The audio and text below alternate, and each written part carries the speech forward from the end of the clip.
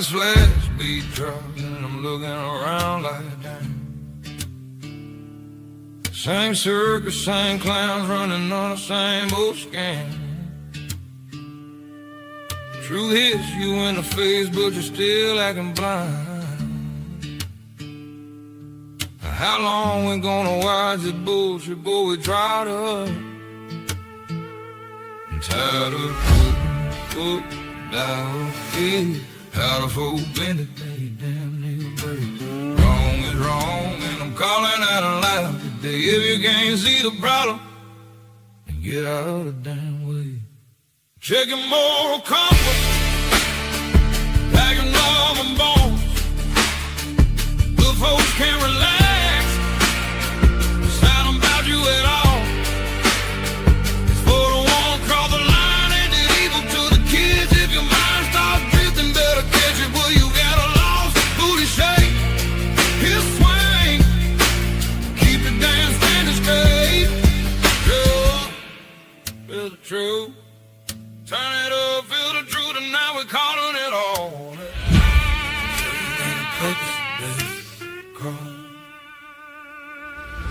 We got rhythm in our bones, but we're sick of the lies. Sick of folks acting shocked when the truth finally rise. Sick of the shit, sick of the fear. Sick of the ones who see wrong and still cheer. Truth thumping in the bass like a wake up, y'all. How many red flags till you finally hit the wall? Spin it back, DJ, let the world rewind. I'm done with the circus and the clowns and life. All accomplished, lies you never crossed.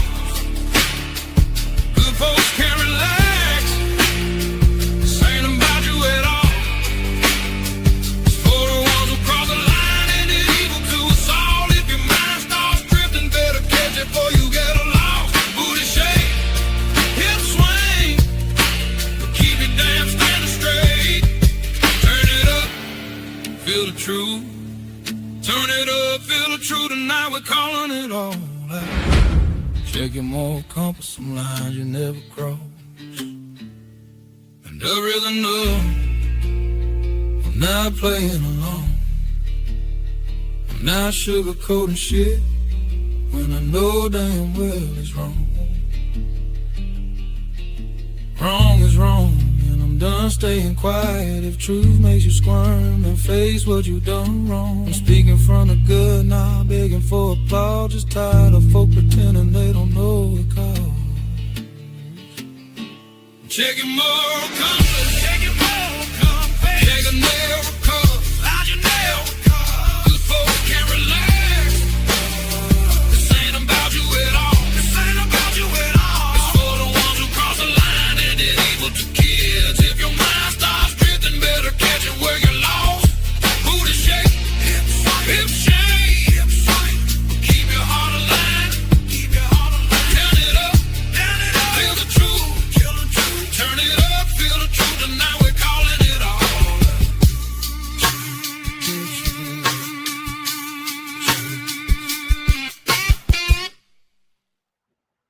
Check your moral compass. All right. So the evil they did to these children, they're gonna pay for that shit. All right. Welcome to the war room. All right. Where to begin? Where to begin? Oh my gosh, there's so much. Holy shit. So much going Wartime propaganda psyops on steroids. Yes. How y'all liking this repeated, regurgitated war propaganda you're witnessing on TV, right? It's lovely. It just seems so stupid.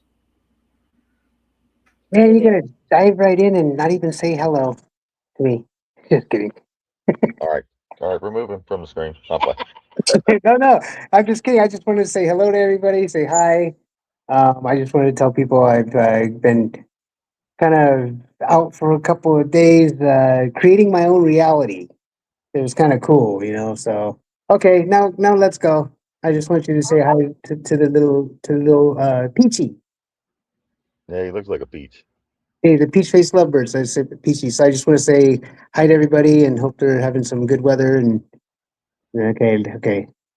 Roll the clip. Roll it. How you doing, Nadine? We're good, man, bud. We're just I told you, I gave my 2 little leopard geckos away to a little girl so that they could have some kind of life instead of Bud trying to grab them. He gets so Yeah. jealous.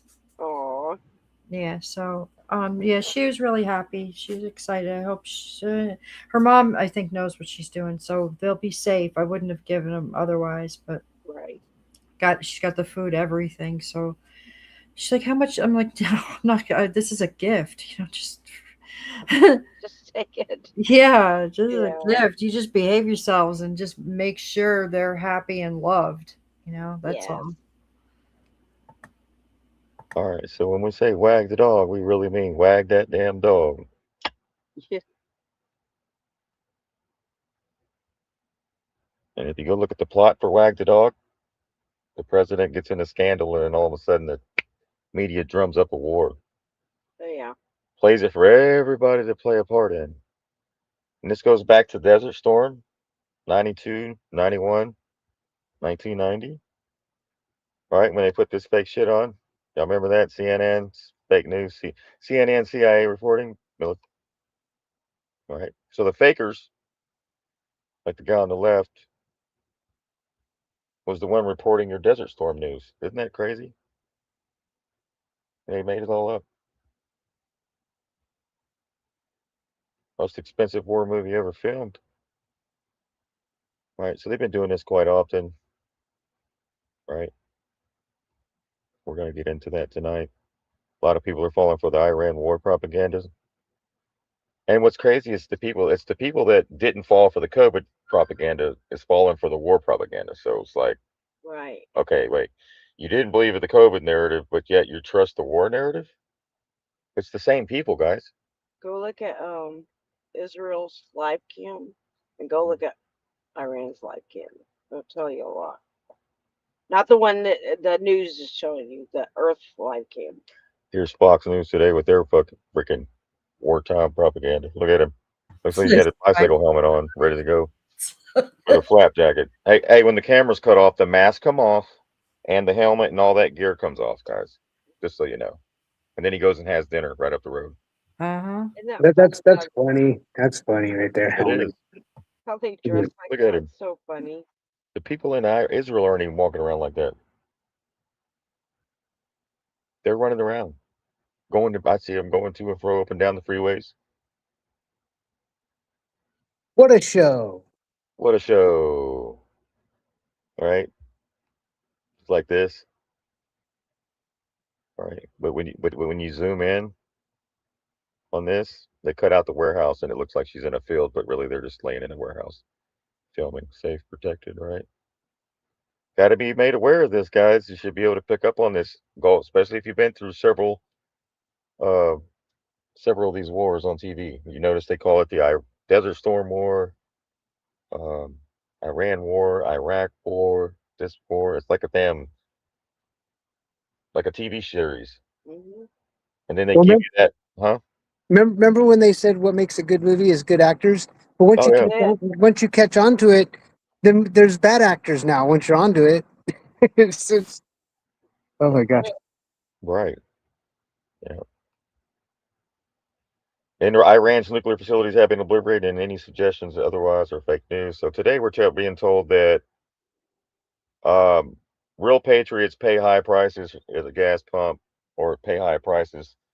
Real patriots do that so that we can keep Iran from ever in the future building a nuclear missile. So that's why your prices are higher, so we can keep Iran from building this missile or having a nuke that Netanyahu for the last 800 years has been telling us about. That, but they never got it. But so it's just also less than 15 or 10% of our oil even comes from over in the Middle East. So why are our prices so high when we got a pipeline to Canada? Oil comes from Canada and local. Remember the pipeline they put in? Yep. What? So if we get most of our oil from here, then what we're seeing is corporate greed. Yes. Some kind of corporate greed, right? They take advantage of a situation like a war, and then they go up on the prices.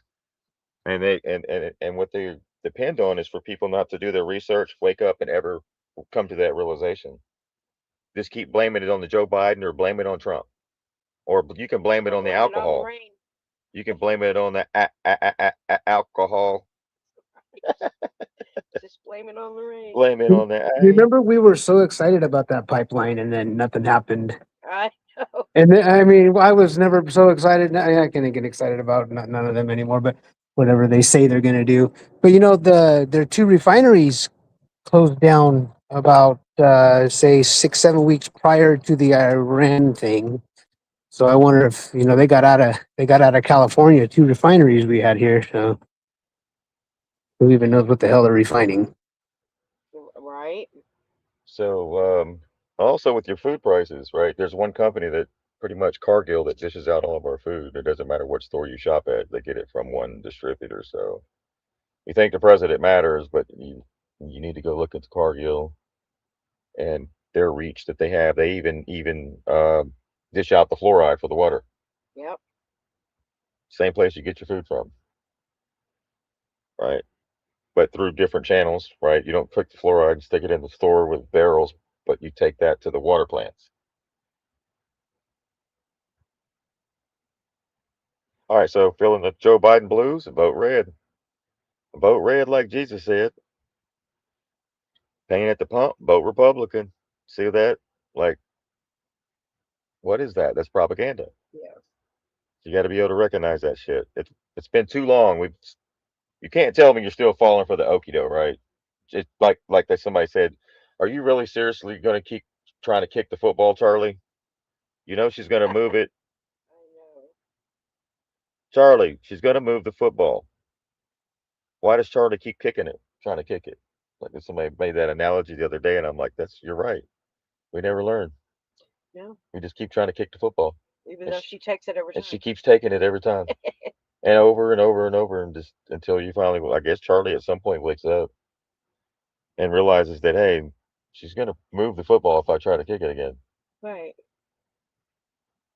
Why don't I stop? You can't help but noticing on your sign there with the gas prices at 4.27. Us Californians are like, wow, we wish it would stay there.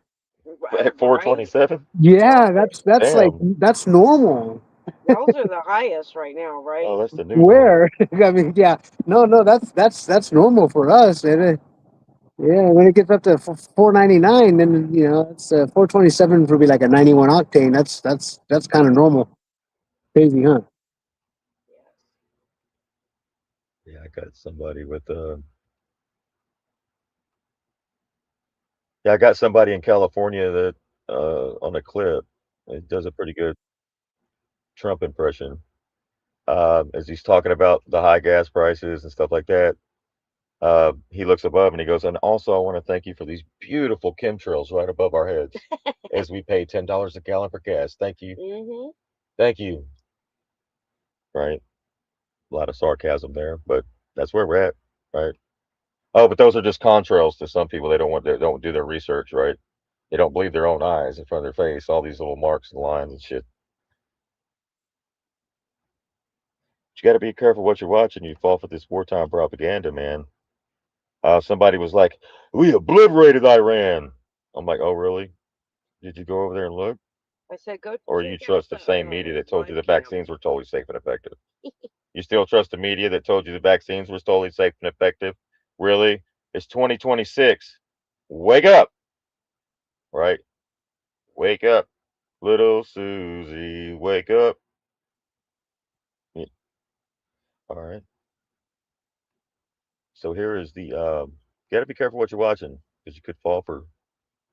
Let me get this pulled up right here. Share this tab. Check this out real quick. Let's get this party started. All right. Get it full screen here. Here we go. Check this missile coming in hot and heavy. I'm CNN and I'm a Fox News host. Pretend that. Pretend that for 1 second. Hey guys, we got a bomb coming in, a missile right here coming in Iran. It just hit a Scud, landed, it blew up, caught the building on fire, 4 injured. 3 of those were troops. We don't know their situation or their conditions right now. But here's a little video we got for you of that missile coming in and destroying that compound.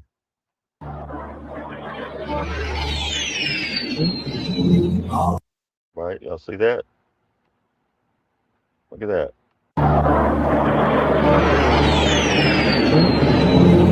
Wow. Nice sound Yeah. effect. You like that? Mhm. Check this out.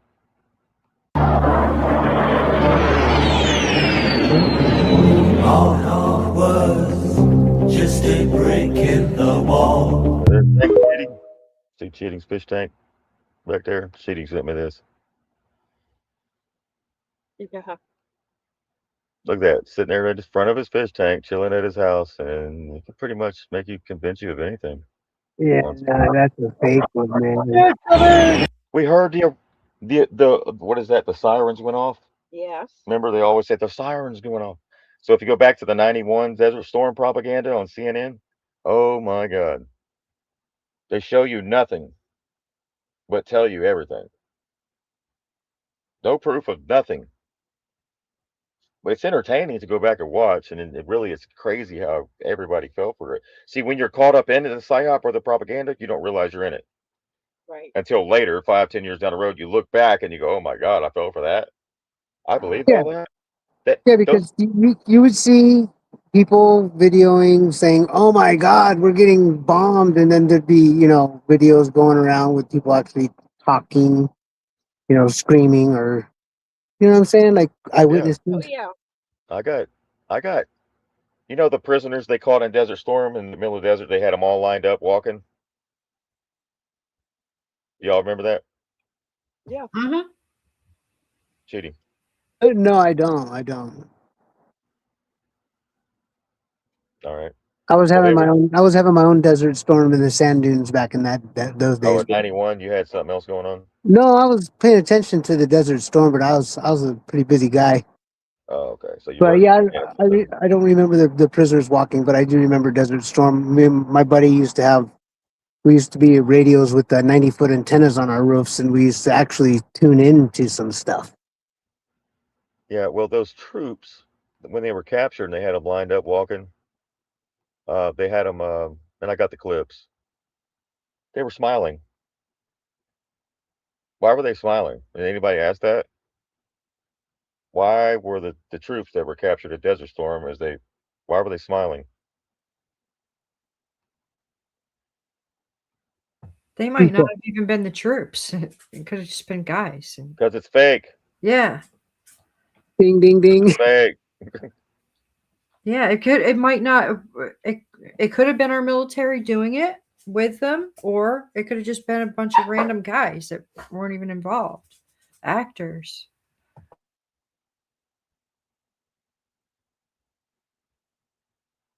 Yes, it's fake. This whole thing makes it really heartbreaking about the We're military. not sure what caused this.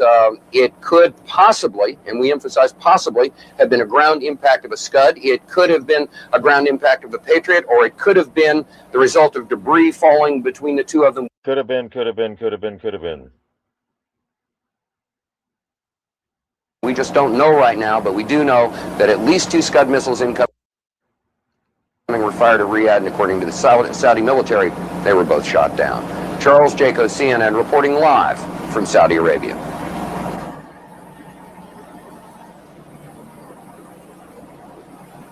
Was almost exactly 2 hours ago when the sirens went off here in Saudi Arabia. Where we are in eastern Saudi Arabia, there was no problem. However, there was an intercept elsewhere near the capital city, Riyadh. We've got some videotape of that. The sirens going off as part of the psyop. And You can notice they hear it always show that in Israel? when you go to the Sirens go off, and then all of a sudden Fox News shows they look like bottle rockets shooting across the sky. yeah.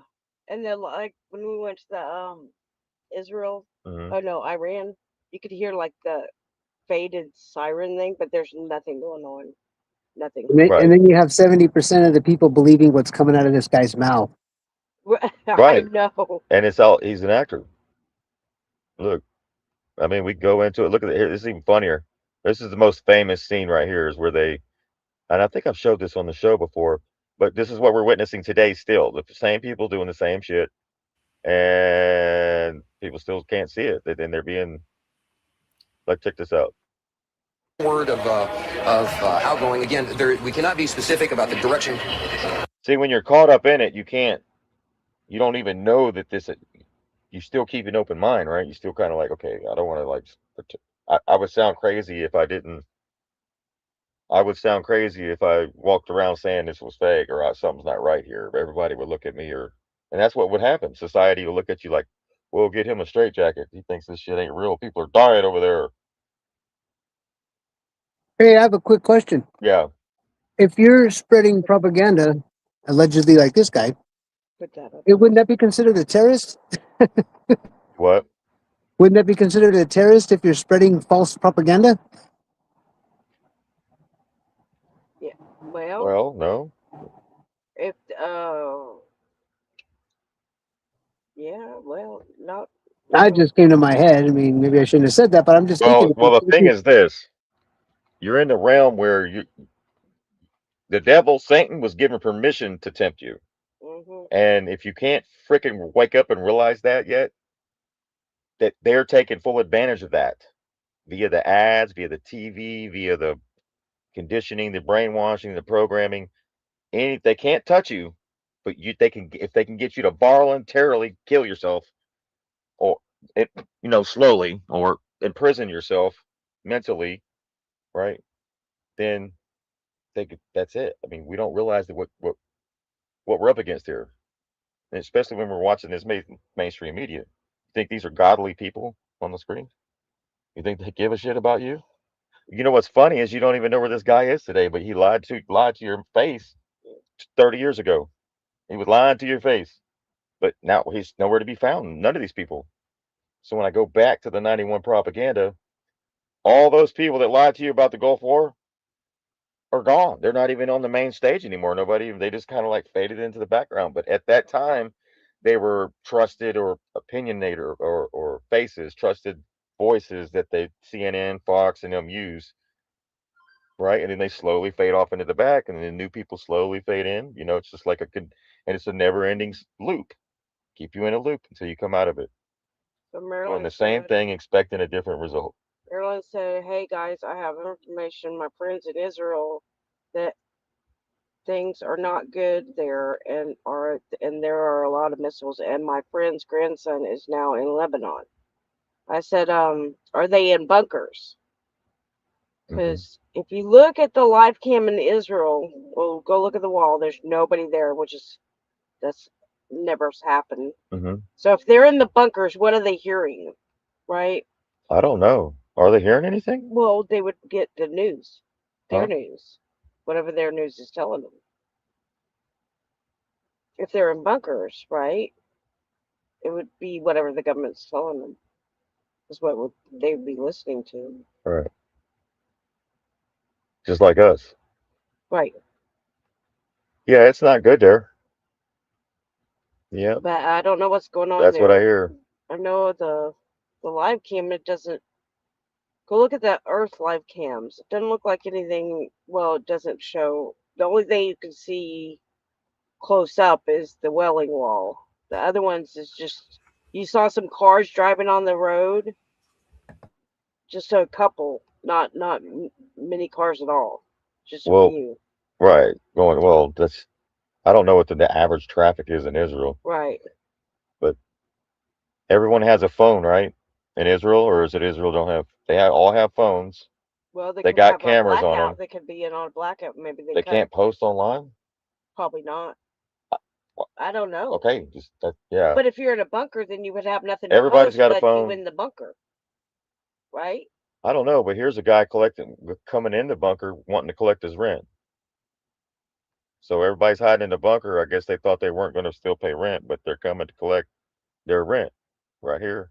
Friends, guys, your attention, please. If we're all here together, who hasn't paid their rent yet? Who hasn't paid rent yet? Well, here we are in all. You imagine closing who hasn't paid yet? Guys, sorry, I'm still owed more. How much did you pay, ma'am? I'm still owed. Your apartment number 16, correct? 60. Guys, whoever hasn't. Can you imagine hiding in a bunker So and then the guy collecting rent shows up? that's why I wanted you to play that shelter one in the Twilight Zone. Paid yet? Don't make me. Marilyn said they keep having to go back into the bunkers as they hear the sirens. Dude, they're fucking with y'all. I That's And y'all know. stop that's fucking going in unbelievable. the bunker. It's like they're playing with you. Yeah. Look, if you're the chosen ones, protected by God, you would stay the hell out of the bunker. Well, they might be doing an operation in there. Yeah, it's And called. every time, Let's see how many times they go in and out of the bunkers when this alarm goes off. maybe. I mean, maybe they're testing the. I don't know, but Yeah, we don't there's more know. to it. It's Look at that! crazy Look at that that! you're Look going at in that and out of little! bunkers. Look at that little dog. He's saying these people are stupid. He's like, shit, dude. Okay, here's the thing. If the man's coming down into the bunker to collect rent, then everything must be fine. Okay? Hey, At least the People house have is still issues. there. I know y'all are in the bunker and there's things going on, but I need the rent. Yeah. Your This, apartment's this, safe. That's this is good. the equipment of masking up during COVID I'd say, and hell wearing no, 4 or guess 5 what? masks because What the if my TV told you to. apartment's not there when I get out? I ain't paying you nothing. Right. So he must be up top living safely. I guess everybody that lives in fear is in the bunkers. Yep. But they probably made him go in there. No, I think it's voluntarily. You know. I seen people. I don't know. I'm not there. I wouldn't go in no fucking Well, freaking bunker. If they had like National Guard out or something, they'd probably make him go in. I wouldn't go in no bunker, dude. I don't know. That's silly to live that way. But get what I'm saying? Why do y'all want to live your lives like this? Get the hell out of there. If they're playing these games, war games with you guys, get the hell out of there. Take your ass back to where you came from. Right? Get I on out wonder, of I there. wonder how much they're paying to be in the bunker. Just kidding. I guess it's free. What? To go down in the bunker, there's no That's charge. just the way things are today. They're asking you for rent. No, I'm surprised they don't charge them for the bunker. Right? Maybe that's what he's collecting, the bunker fee. Yeah, this is what happens whenever you allow the. So here's the original video. An Iranian ballistics missiles were piercing through Israel. An apartment manager in Israel was trying to collect building fees from Jews trapped inside a bomb shelter. חבר'ה, תשומת לבכם בבקשה. אם אנחנו כבר כולם כאן, חברים, מי לא שילם ועד? מי לא שילם ועד? הנה אנחנו פה. מי לא שילם ועד? חבר'ה, אני... סליחה, אני מגיע עודד. כמה שילמת, גברת? שילמתי יותר ומגיע לי עוד. את דירה מספר 16, נכון? 16. חבר'ה, מי שלא שילם ועד, אל תתנו... Hell, she's got her mask on and hiding from bombs. She don't want to get COVID or get bombed. Right? Y'all see that? So that was in that language.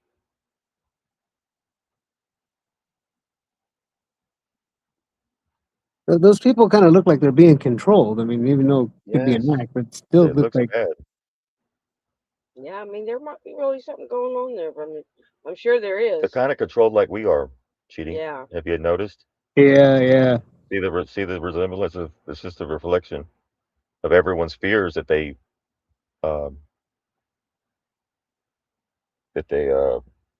take advantage of, right? Never let a good crisis go to waste, and then it's just a constant. Do what's right for you and your safety for your family, but at some point you got to say, I don't want to live my life like this. What am I doing? Hmm. Yeah, it's one thing to be controlled, but it's one thing to be allowed to be controlled. You know what I Right. mean? When you wake up, you just Take- don't allow it. Like you have, well, we have rights. I don't know what's going on over there. Who even knows? I'm glad you guys are showing this stuff because to me, I mean, I'm kind of making me in a goofy, silly, laughy mood because you don't know what to believe anymore. And Oh, I got more. Well, I mean, I sit here and look at everything like it's just all bullshit, but there's crazy stuff going on for sure. I mean, we watched one clip of this guy that could not stand Trump. All of a sudden, he's like loving him. Like what? Because he celebrated the death of that Uh-huh. guy. I'm yeah, like, that is so weird. I'm glad you guys are showing this stuff because it's stuff that us or myself wouldn't see. You know. Right. Right. So media's use of propaganda to persuade people's attitudes, beliefs, and behaviors, guys. You guys got to study propaganda techniques, and especially with AI in the mix now. Oh shit, discernment's going to have to be through the roof. You're gonna have to quit buying all the shit you see online, whatever, unless somebody you know is actually sending you some footage. I wouldn't trust shit from anybody else that you see on there, right? Coming from overseas. I worry Right. about home base. Yeah. We're, So we're if worrying about some shit. anybody has anyone over in Israel, That's what I was thinking the other day. I'm like, man, I wish we could get somebody from Iran on the show real quick. You know what I yeah, if mean? anyone has anyone from Iran or Israel Spread the that has word. that has any photos or footage, That would be a special guest. yeah, I don't even come. know if I trust it. I don't know if I trust it. I agree, Nadine. I was Like, just saying, if well, we no, could get a legit source, that would be cool. like film from their phone or actual pictures from their phone would be great. We are now led to understand that there are also firings in another city in Saudi Arabia. CNN's Carl Rochelle is here with me. He just came up. Carl, I know we can't be very specific given these restrictions, but within those parameters, what did you see? Well, what I saw, I didn't see anything hit. I looked Cheating, you hear those fake alarms going off in the background? almost straight above us, and there's a vapor trail coming from my right to my left, and there's a cloud. It's like we're in a studio and they're playing little alarms in the background. With the Those even look like fake fan trees. with the fan blowing the palm tree. Like, why is it blue like this? Is that a blue screen back there? This looks like a studio. Something that looked like it might have been an explosion of cloud. I'd say Oh shit! Wait.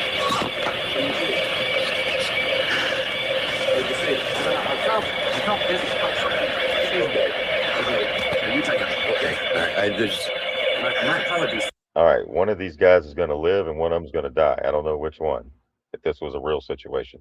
So that's why they call these real fake wars. Fake news. Trump told you 1,000, 10,000 times. Fake news, fake news, fake news, fake news. And it's been going on for way before Trump came down that escalator, guys. 90s, 80s, 70s, 60s. Since the first radio came into your house, the radio, people have been propagandized since. So we're battling. It's 100 years. This goes back. So that's what we're up against, right? Yep. So 6 years ago, people made a lot of money on selling gas. Some people thought that War of the Worlds that went on the radio in the early days was real, right? Yeah. Oh, yeah. They Yeah. went into panic. Yes. he's putting on a gas mask. There hasn't been any gas dropped here that we could tell. No. You may smell some of the fumes from a missile exhaust going off. Missiles use a rocket cordite, some sort of burning, and we just heard a little thump just then. But I have to apologize for that. I thought I whiffed something and felt momentarily dizzy. You're more experienced military affairs than I am, but it might have been a little gas from the rocket exhaust. Well, it wasn't anything. A lot of people have the respirators on just in case. And again, you run to get down here. You, in my case, jumped out of bed, hearing the air raid warning go on. You run down 3 flights of stairs to get out of here. It's probably 100 yards. Hyperventilate a little bit. You're nervous. One thing we have to point out, just so people won't think people are panicking. Most people are in their shelters. They've taken cover in their shelters. And in the time we've been in Saudi Arabia, I've not seen any evidence of panic in the streets or people running around. And people are not exactly taking this as a matter of course, but there's been no wholesale panic or anything. People are taking orderly precautions to deal with the stuff that's going on. Okay, again, everything seems to be quiet. What I saw when I walked down, when I came running down, someone had said there is a hit upstairs over our heads, right straight up above us. And I looked up and we could see a vapor trail, a contrail that's made by an aircraft or a rocket at high altitude. And there was a round puff of smoke that indicated something happened at that point. A lot of smoke. It could be a hit from one of the Patriots taking down a Scud missile inbound or taking down an aircraft for that matter. But right now, where we are, we have absolutely seen nothing happen. A little boom one time, a small boom, could have been the sound traveling from high on. That's not actually confirming that anything happened. We don't know that there is a hit or anything. We're just telling you what we think and what we see at this point. The air raid sirens are running. The air raid is going on. Could very well we're just telling you what we think and what we see. something has happened, but we're all safe right here. The reason I'm wearing a helmet is because it's easier and safer to put it on your head than it is to carry it around in your hand. If you're just trying to be prudent, CD is carrying his gas mask with him. I have mine strapped. He took his gas mask off. What happened? Like, why'd he put it on real quick? Wasn't that weird? Now he's taking it off, just chilling. Like, what changed? Did the missile land or whatever the hell was going to happen? Or was that all fake? It was fake. Right. It was fake, guys. I'm not even going to sugarcoat it. Yeah, the guy on the right I think it looked like his name was Carl. He looks like he was like a bad actor on MASH. He's definitely a bad actor. Oh, here's the actual footage from the control. This is CNN. See, January 16th, 1991, 6:13. Got the control room. Y'all remember the movie Wag the Dog? Yeah. Right? They're in the control room and they're making all the things on the screen. The lady come in with the bag of chips, the building on fire, add a cat, all that stuff. This is the control room. This is it. Here's the same guy we just seen faking it is now giving you the it's the same footage, right? So here he is right here again. You want to ask him if Bernie's okay? Bernie has disappeared as soon as the bombing started. Is Bernie all right since we haven't seen from him, heard from him since the beginning? This evening, we did see several at the beginning. I don't know where he is right now, Bob. He may be, on a lower floor of the hotel. All right, thank you. The best thing to do is to get the floor wide going. He has gone outside the hotel. I'm sure the hotel is intact. Everybody's fine. Thank you. You might want to talk about who's in the hotel and the conditions there.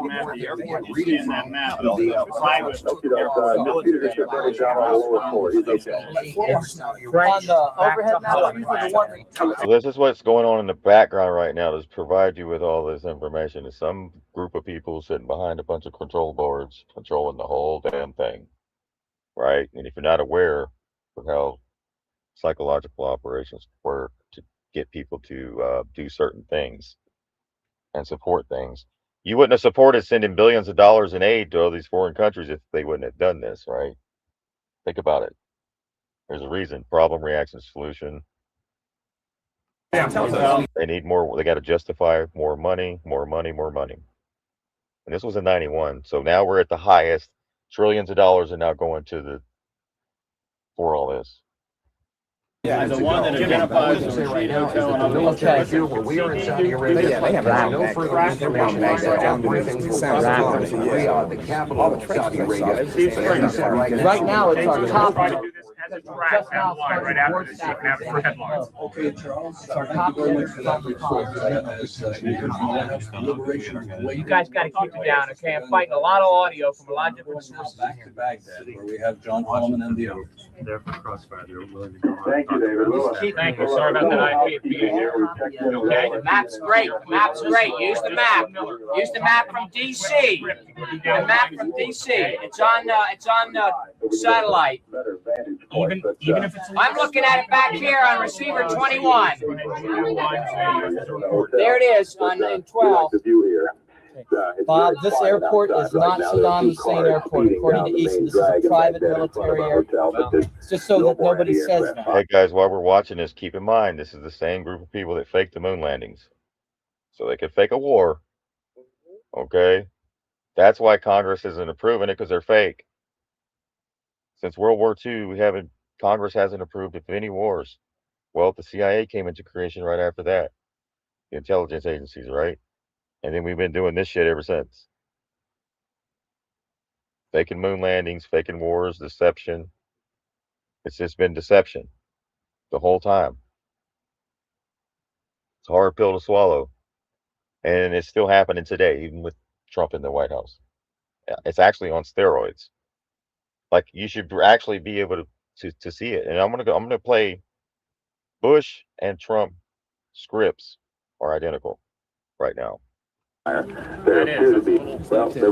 this is the control room. This is how they present war to you. They don't really show you nothing. They just show you a bunch of like pictures of the area, drawings like you're seeing on Fox today. How they're showing you like a picture of Iran with the circles around it, saying that this is how far their missiles can go and shoot, and teaching you all about their arsenals and this, that, and the other. And everybody's just tuned in, learning about a whole bunch of bullshit. Because 5, 10, 20 years from now, you look back and none of that shit's going to matter.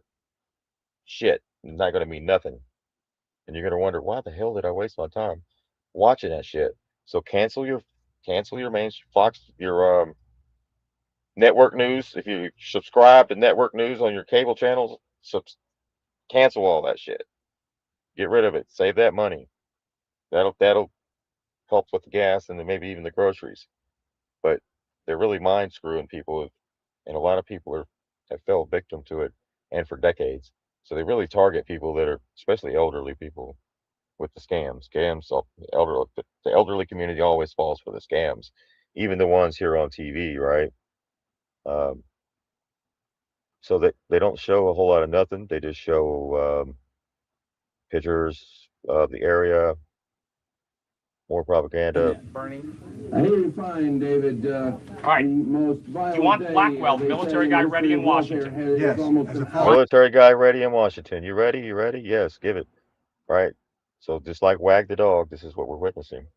No, I'm going back to All right, Baghdad. this I'm is Peter sorry. Kendall. When do you? I want him at some point, but not now. Have everybody ready to go to air at any moment. The Israeli government, of course, does know about it. The Prime Minister has been informed the military. That's after Bush. Bush is at 9. There is no sign whatever that Iraq has. Make sure they know. After Bush at 9 comes Cheney making and good if war breaks out, it will missiles and/or bombers against Israel. As I ran down here about a half an Hold hour on. ago from my Most hotel stand by, but I right want you to be here, real brief. there David, was get me to almost Jeannie nobody Mose moving in the at the streets. A UN couple of next. Police cars with blue lights. Real quick, flashing. because you're right. The Nobody radio has here Baghdad. now Nobody. is Look up there. Nobody's got broadcasting video. CNN.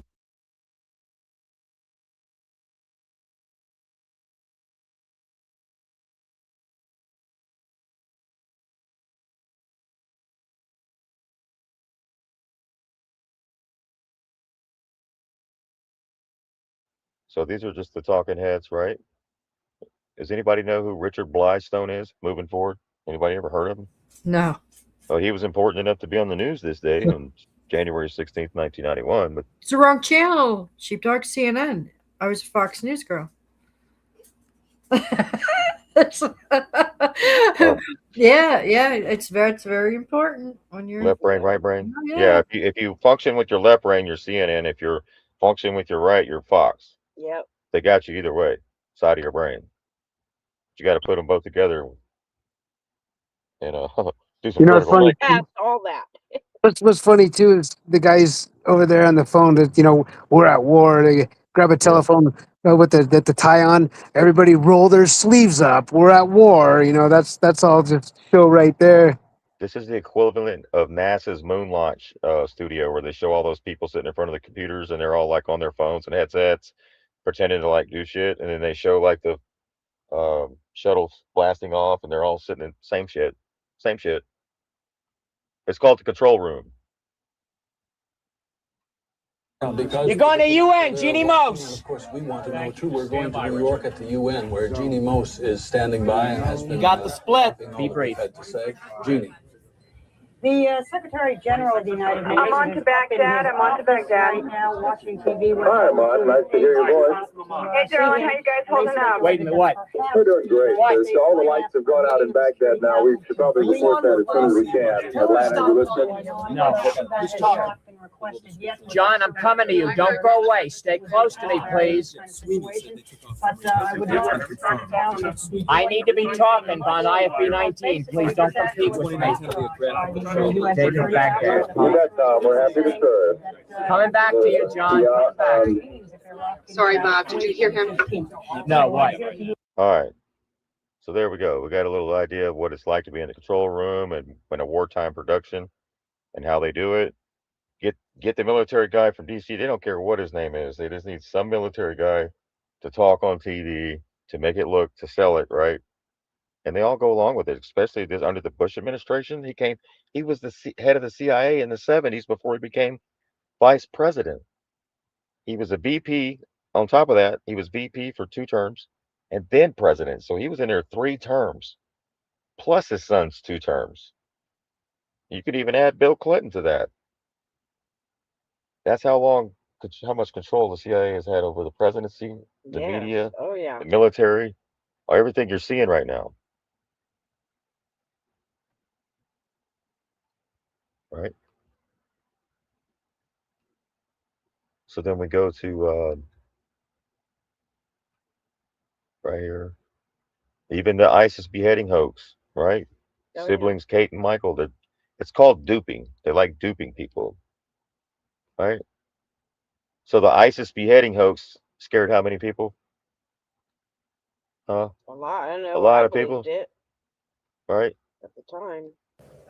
No, I was just going to say we have a large family, a large Yeah. extended family, couple little ones running around the house. There's a lot of distractions, but there's just been an outpouring of support. We family, couple little ones running around the house. There's a lot of distractions, but there's just been an outpouring of Incredible discrepancy between horrific events that she describes and her very, very cool demeanor. And if you look closely, you'll see duping delight throughout this video. But at night, when I close my eyes, I can see Christy reaching her hand out to me while I'm driving, and the blood just keep coming out of her mouth. And that, maybe it'll fade too with time, but I don't think so. That haunts me the most.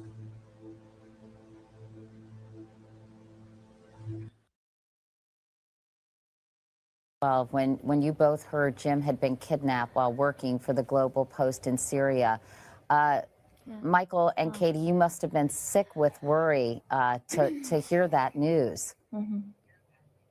Yes. Yes.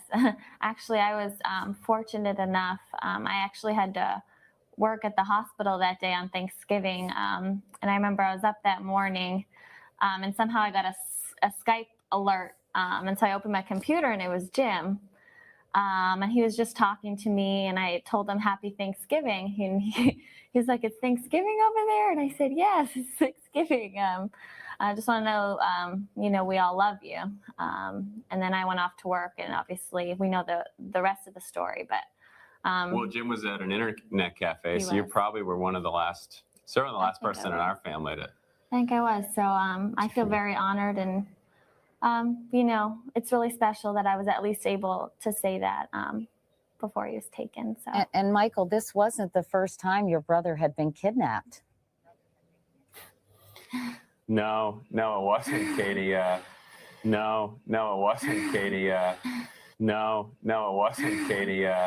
No, it wasn't, Katie. He was, I think, detained for something like 40 days in Libya. We worked day and night to get him released. I'll never forget meeting him in Tunisia and flying him and an email from his captors. Well, there's your signal. Right? See the signals? See the hand signal? You picking up on it? Yep. Pick up on it. I mean, they just did it. They did it so obvious then because they knew that people were still in a heavy trance. In the nose. Yeah, Those look. who knows. Look, he's like, That's flap. what that He's like, yeah, look at that. Come on, guys. That's Katie Kirk. Isn't Katie Kirk part of the Bush family? Is that one of his daughters, allegedly? I don't know. Maybe the one that passed.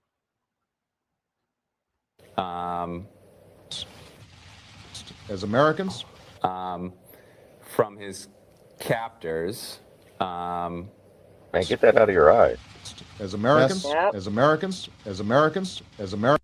Got that blank. Kind of hand signal. Yeah, all CNI. Yeah. Like, I'm going along with They're it, guys. watching. Yeah, signal. Americans?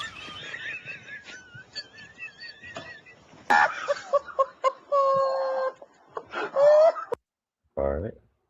So what most people don't realize is what they're watching.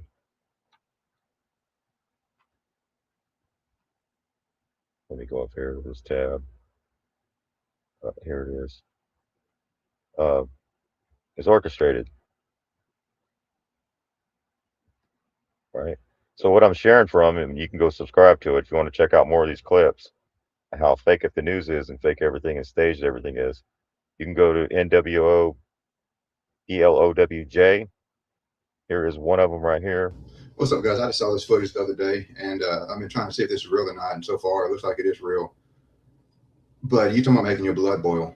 This crap just makes a person freaking angry. You know what they're doing right now? Do you have any clue what they're doing? They're freaking faking photographs of crap going on in their own country. This is supposed to be Egypt. And you'll see people laying on the ground with blood.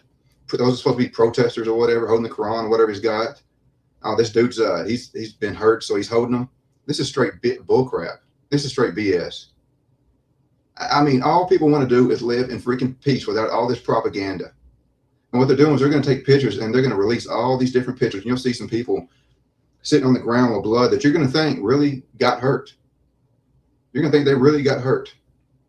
But supposedly this is Morsi using in Egypt, the president or past president, using this stuff as propaganda. But if this country's using it, don't you know other countries are? I know you've seen the fake Las Vegas footage of where the man and wife or the female, whatever, if they weren't married, were shooting each other. No blood, no head pops back, no gun pops. See, look at that, blood all over herself. Like the girl's dead. She's holding her like she's weeping for her.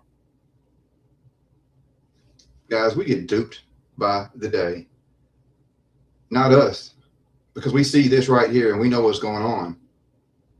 But the people around you, the people you work with, the family members, they believe everything they see on the news. Look at this stuff. I'm sorry. But man, this stuff just freaking irks me.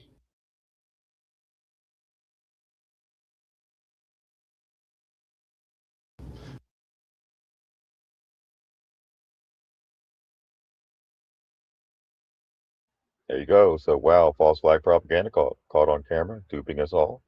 So this was back before even Trump came down the escalator. Fake news, fake news. All right, so more It's fake funny news. when, sorry, Chief. It's funny when you see the film crew filming a film crew with someone laying on the ground. You guys seen that? You got a film crew filming the film crew. The north to the south of. Yeah. So here's today's propaganda. Just fast forward. It's all the same, guys. Tel Aviv. This is today or last night. Is under watch right now in the eastern section of Tel Aviv in particular. So we hear the sirens car coming. Usually what we get out of Iran these days are the cluster bombs. And the reason you get the cluster bombs is they're effective in terms of getting through the Israeli air defenses. And when I say cluster bomb, what I'm talking about is a warhead that's made up of dozens of little bombs. And when that's intercepted by the air defenses, it'll break up into dozens of bomblets, and the bomblets still get through. And we've seen them be very effective in terms of hurting people on the ground or destroying property because those bomblets get through. What we saw yesterday was an exception because those were ballistic missiles with big 1,000-pound warheads. For the most part, those big warheads aren't getting through. They get intercepted. Last night, 2 of them got through in Dimona and Arad. The IDF did their investigation, and they simply determined that there wasn't a new type of weapon that was effective in terms of getting through, and there wasn't a failure of the system. It's just the fact that you're shooting missiles out of the sky,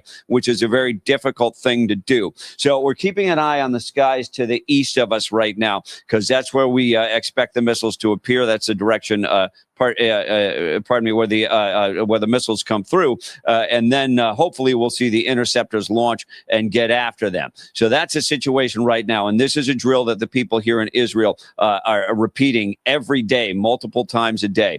You get the alerts over your phone. That's a period we're in right now. Once you start hearing the sirens wail in the back. All right, you hear that? They're getting alerts on their phones to go hit the bunkers. Can you imagine living like that? Yeah, I remember hearing that from this guy. Interceptors launch and get after them. So that's a situation right now, and this is a drill that the people here in Israel. It's a drill. They're doing drills. Drill, baby, drill. Drill, baby, drill takes on a whole new meaning, doesn't it?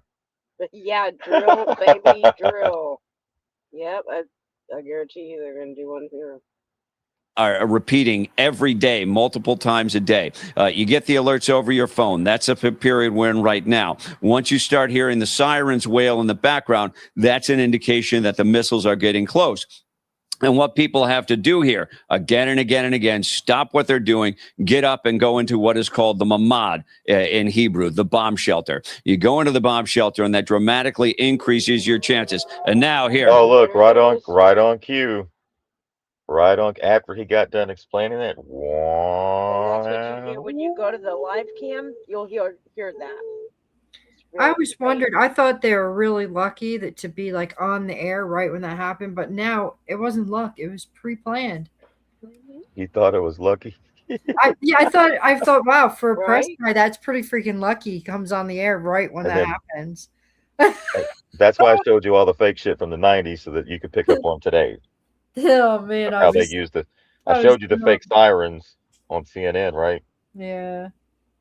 Remember? It sounded like they were in a little studio and there's some like cheap ass siren going off. All right, here we go. Let's see what happens. Okay. All All right, we already got the alert. We're in our bunkers now. Let's see. Mod in Hebrew, the bomb shelter. You go into the bomb shelter, and that dramatically increases your chances. And now here. Push the microphone up. That's the sound of the sirens going off. That means the missiles are inbound, and we look off in the direction of Iran right now and wait to see where these missiles will appear in the sky.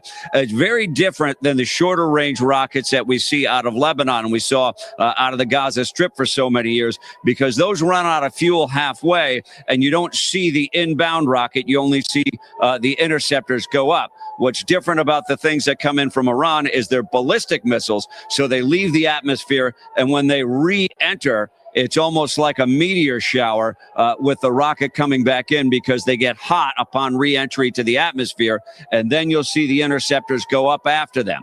So right now, what you hear over Tel Aviv, I'll hold the microphone now.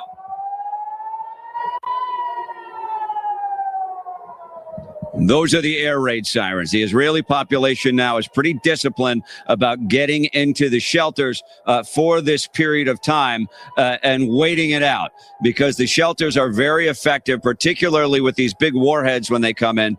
They spread shrapnel all over the place. And yeah, if we look up in the sky to the east, what I can see now is a cluster bomb. You saw the big light. That was the interception. And now we've got dozens of bomblets coming down over Tel Aviv. You see one bright light that is cascading in this direction. A lot of lights separating off of it. And those are the bomblets. Guys, I know what a Mark 20 cluster bomb looks like. I was an ordnanceman. All right, this looks like a firework. Look at the little, see just the way the tail of it. The bomb droplets come down, they're going to drop straight down. They're not going to sit here and do all this shit. You're going to have something open up, and it's going to drop 20, 30, 50, 100 bomblets, boom, boom, boom, boom, boom, boom, boom, boom, boom, like that. It's not going to do all this flying around like you're seeing here on the screen. This looks like a pear flare or some kind of flare. Like, what is that is cascading in this direction? A lot of lights separating off of it, and those are the bomblets. And the bomblets themselves are still quite dangerous because they're little. The bomblets are the bomb. Of course, they're dangerous. That's what the whole thing's made up for. They drop straight down. They don't float. Explosives are not as powerful as a big 1,000-pound warhead like came in Dimona last night. Yeah, just the way it's floating through the air like this, like I don't know what's going on here, but they're still very capable. I question everything I presented, and this looks like a very expensive fireworks show of hitting people. And one single light is now cascading, and we heard a big boom there. We heard that sonic boom. That's probably the interception. And I'm looking at one single light now cascading. I won't give specifics on the location, but over in the skies over Tel Aviv, headed to the ground, and we'll see what that results in.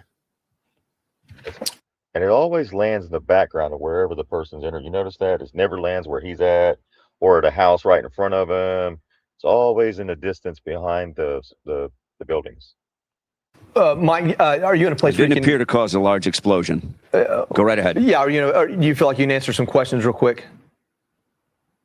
Sure, go ahead. Yeah, so when it comes to the defense, the interception, you've got all these different Jacob's Ladder, the Iron Dome, the Arrow system.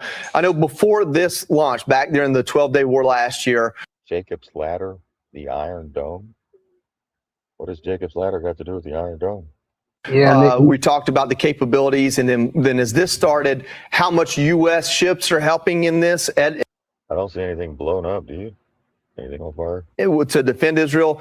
Is the sense that Israel's Iron Dome, the Arrow system, is still operable, still functioning with a proper amount of munitions, or are we?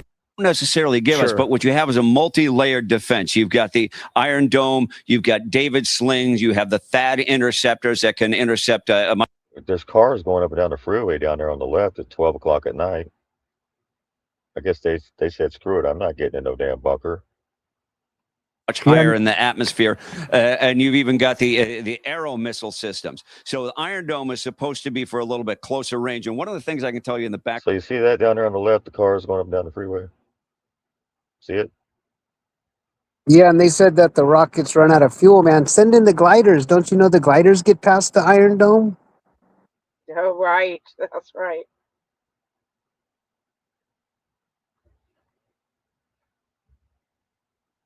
Who are living here in Israel. All right, there we go. So here is, that's your wartime propaganda. There you go. Here's a comparison. Citizens. At this hour, American and coalition forces are in the early stages of military operations to disarm Iraq, to free its people, and to defend the world from grave danger. A short time ago, the United States military began major combat operations in Iran. The threat comes from Iraq. It arises directly from the Iraqi regime's own actions, its history of aggression, and its drive toward an arsenal of terror.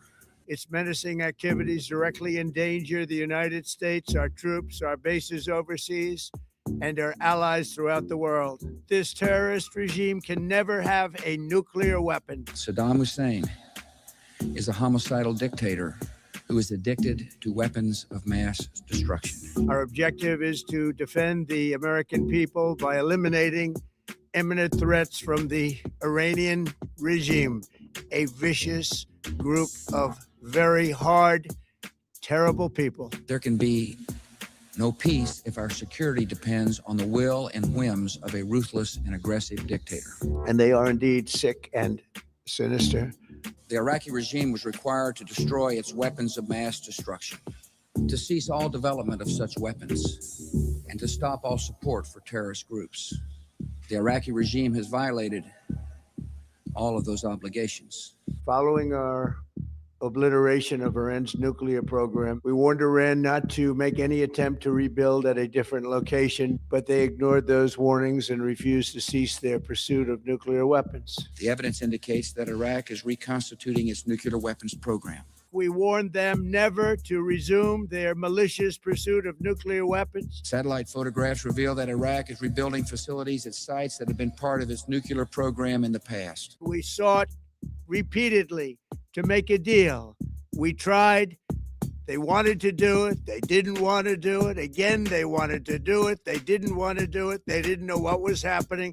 They just wanted to practice evil. The entire world has witnessed Iraq's 11-year history of defiance, deception, and bad faith. For decades and decades, they rejected every opportunity to renounce their nuclear ambitions, and we can't take it anymore. Some believe we can address this danger by simply resuming the old approach to inspections and applying diplomatic and economic pressure. Yet this is precisely what the world has tried to do since 1991. For 47 years, the Iranian regime has chanted death to America and waged an unending campaign of bloodshed and mass murder, targeting the United States, our troops, and the innocent people in many, many countries. Iraq possesses ballistic missiles with a likely range of hundreds of miles, far enough to strike Saudi Arabia, Israel, Turkey, and other nations. The regime's conventional ballistic missile program was growing rapidly and dramatically, and this posed a very clear, colossal threat to America and our forces stationed overseas. In the last year alone, the Iraqi military has fired upon American and British pilots more than 750 times. The regime already had missiles capable of hitting Europe and our bases, both local and overseas, and would soon have had missiles capable of reaching our beautiful America. Regime change in Iraq is the only certain means of removing a great danger to our nation. The dictator of Iraq is a student of Stalin, using murder as a tool of terror and control.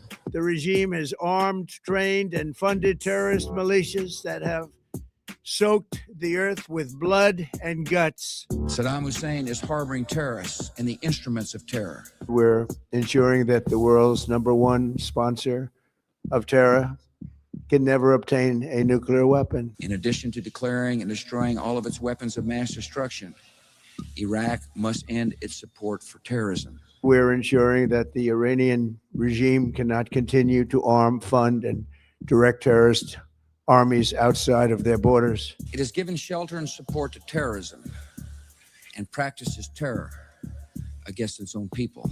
Iran is the world's #1 state sponsor of terror and just recently killed tens of thousands of its own citizens on the street as they protested. We've experienced the horror of September the 11th. And it was Iran's proxy, Hamas, that launched the monstrous October 7th attacks on Israel. We have seen that those who hate America are willing to crash airplanes into buildings full of innocent people, slaughtering more than 1,000 innocent people, including 46 Americans, while taking 12 of our citizens hostage. It was brutal, something like the world has never seen before. The attacks of September the 11th showed our country that vast oceans no longer protect us from danger. Before that tragic date, we had only hints of al-Qaeda's plans and designs. Today in Iraq, we see a threat whose outlines are far more clearly defined and whose consequences could be far more deadly. An Iranian regime armed with long-range missiles and nuclear weapons would be an intolerable threat to the Middle East, but also to the American people. The Iraqi dictator must not be permitted to threaten America and the world with horrible poisons and diseases and gases and atomic weapons. I'll say it again, they can never have a nuclear weapon. If we know Saddam Hussein has dangerous weapons today, and we do, does it make any sense for the world to wait to confront him as he grows even stronger and develops even more dangerous weapons? This was our last best chance to strike what we're doing right now and eliminate the intolerable threats posed by this sick and sinister regime. Now as before, we will secure our nation, protect our freedom, and help others to find freedom of their own. To the great, proud people of Iran, I say tonight that the hour of your freedom is at hand. The lives of Iraqi citizens would improve dramatically if Saddam Hussein were no longer in power. When we are finished, take over your government. It will be yours to take. This will be probably your only chance for generations. America is a friend to the people of Iraq. America is backing you with overwhelming strength and devastating force. America believes that all people are entitled to hope and human rights. People everywhere prefer freedom to slavery, prosperity to squalor, self-government to the rule of terror and torture. Now is the time to seize control of your destiny and to unleash the prosperous and glorious future that is close within your reach. Our demands are directed only at the regime that enslaves them. When these demands are met, the first and greatest benefit will come to Iraqi men, women, and children. This is the moment for action. Do not let it pass.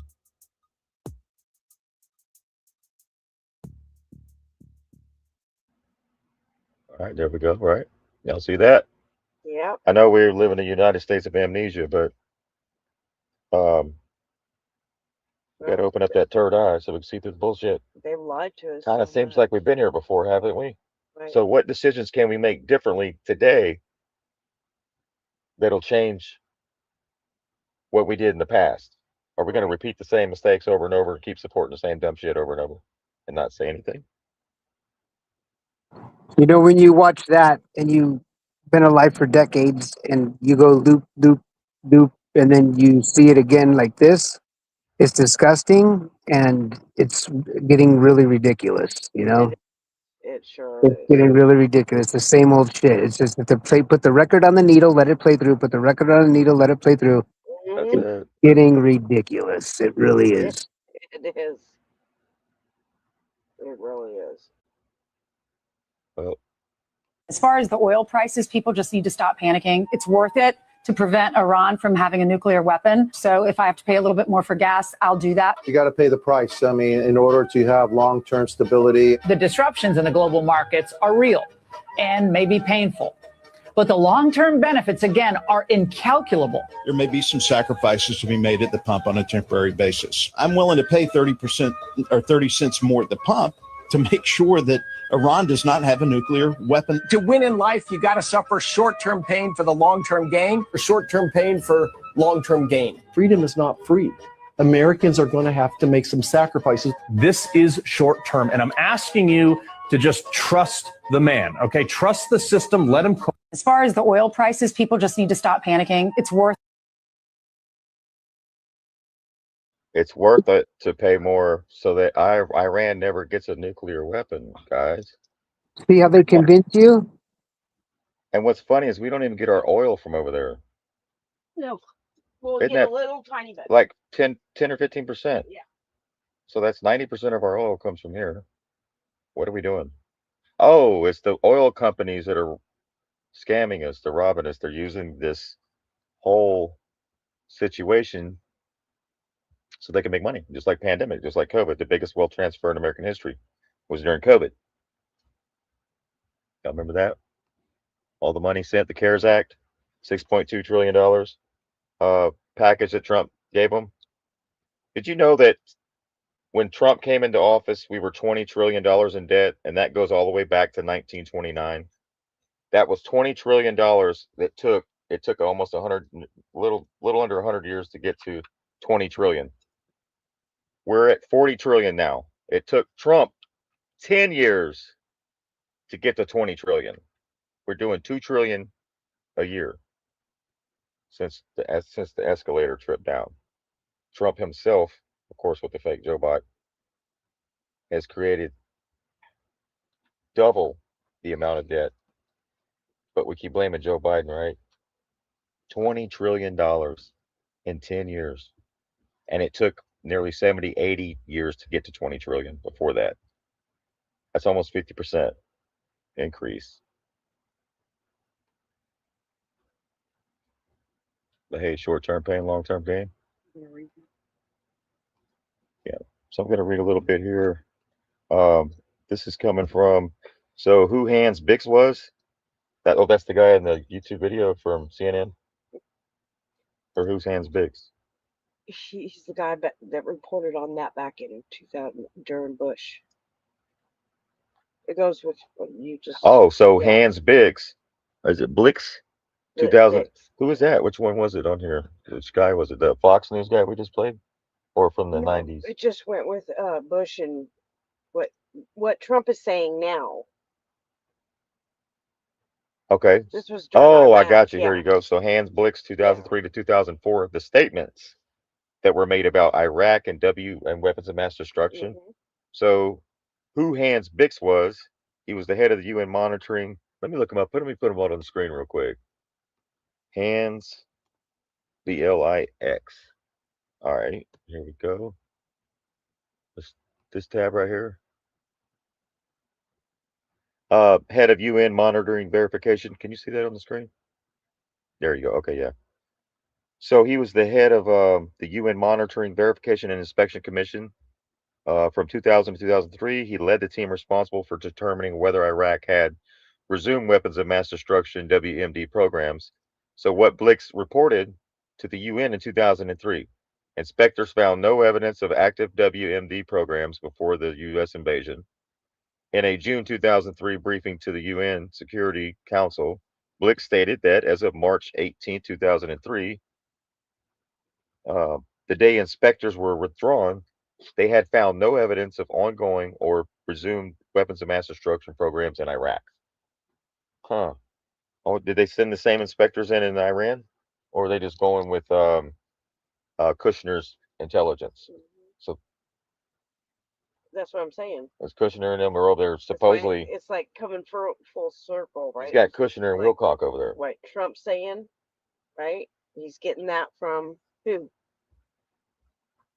Do they have a nuclear over there? Secondhand information. Same thing. We're repeating history, but so he emphasized. So the day the inspectors were withdrawn, they had found no evidence of weapons of mass destruction programs in Iraq. He emphasized that full access of cooperation were improving Blick said the government in Iraq before the invasion was allowing inspectors to verify unaccounted for items, and that continued inspections could have clarified remaining questions. Now, keep in mind, who didn't want JFK going in and inspecting their nuclear, That's right. and that was Israel. But now no JFK is no longer here, so now we're repeating the same old shit that they tried to stop back in the 60s. Eisenhower warned us. JFK came in. They told us about the military-industrial complex, right, and the corporations. And then JFK told us about the media and informing the people, right? So Blick said the environment in Iraq before the invasion was allowing inspectors. We just read that. So what Blick said in 2004, the quote that circulates today, he criticized the U.S. government for having a foregone conclusion in a March 2004 interview and public talk. Blick said the Bush administration approached Iraq with the same mind frame as the witch hunters of the past. What did Trump say? Witch hunt? How many times Trump say witch hunt? A lot. A lot. The first term. How many times you say fake news? A lot. How many times you say central casting? A lot. So in March 2004, so they were looking for, it was a witch hunt of the past, meaning they were looking for evidence to confirm what they had already believed. He argued that inspectors needed only a few more months. Blick said that if the U.S. had allowed inspections to continue just a few more months, they could have demonstrated that Iraq did not possess weapons of mass destruction, avoiding the war entirely, and then a lot of our sons and daughters would still be here. Right? And then the cost of living goes up, et cetera, et cetera. So this point is widely summarized in reporting from the same 2004 interview. He said the U.S. ignored contrary evidence. Blix and the IAEA director Mohammed El-Bardi both stated in 2004 that the U.S. had ignored evidence that contradicted the weapons of mass destruction narrative leading up to the invasion. Huh. So now look at Kent today, right? He said there was no evidence. You can even look at what's her name? What's her name, right? From Hawaii, Psyops lady. Oh, Looks like Elvira. Come on, babe. You got me right. I know.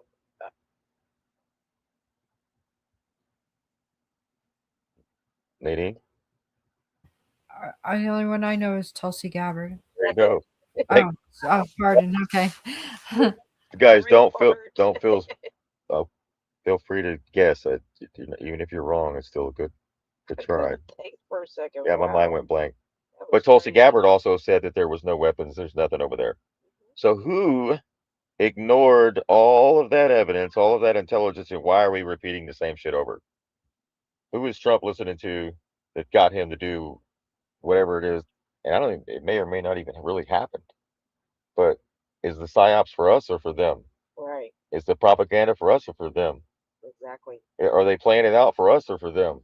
We're supposed to be awake to what's going on and how this works. We've been through it. We've done this before, right? Especially in the last 20 years. Yeah, we can go back to 30 years. We can go back to 40 years. We can go back to 50 years. We go all the way back to World War II, World War I, 1913, right? 1918, 1917. Some people think that's when the real World War, that means everyone, they're at war with everyone. World War means they're at war with everyone simultaneously. There is no picking a country. Oh, we're going to be at this time. They're just really it's at war with everyone. So everyone has to wake up what a world war means. Yes. Right? And if you haven't had a war within your community, don't worry, it's coming. Yeah. So get friendly with your neighbors. Hello, neighbor. So that was that. Why the statements matter today. Blick's comments are resurfacing because they highlight what? Say how intelligence can be misinterpreted or selectively used. How inspections can prevent unnecessary conflict and how Russian military action can lead to long-term geopolitical consequences. So how do we go from no regime change, no new wars, America first, to the warmongering neocons being the MAGA now? What is that? And that's why people are upset. They're like, God damn, did MAGA fall for the propaganda again? It's Did weird. they snooze them? It's like their timeline split or something. I don't know what's going on. It's strange. They had a whole personality split. Yeah. I mean, it's weird. You literally have to do mental gymnastics. Yeah. You literally went from wartime. I voted for no wars, no regime change, to suck it up. It's a patriotic thing to do. Is to go to war now. Everybody was waking up. You had to make amnesia great again. Shit. That's it. So this is what this is about: the great reminding, the great noticing. We see the patterns. We see we've been here before. See the same script. You're supposed to do something different, not the same shit. That's right. You're not supposed to fall for the Twin Towers propaganda again and blame another country so that we can invade them with no proof of weapons of mass destruction, no proof of anything, to justify billions of dollars being spent in foreign wars while America fucking rots. And the people are getting fed up with it. And now you're raping us at the pump? That's going to trickle down to small business. Which shit rolls downhill. That's going to close over the summer.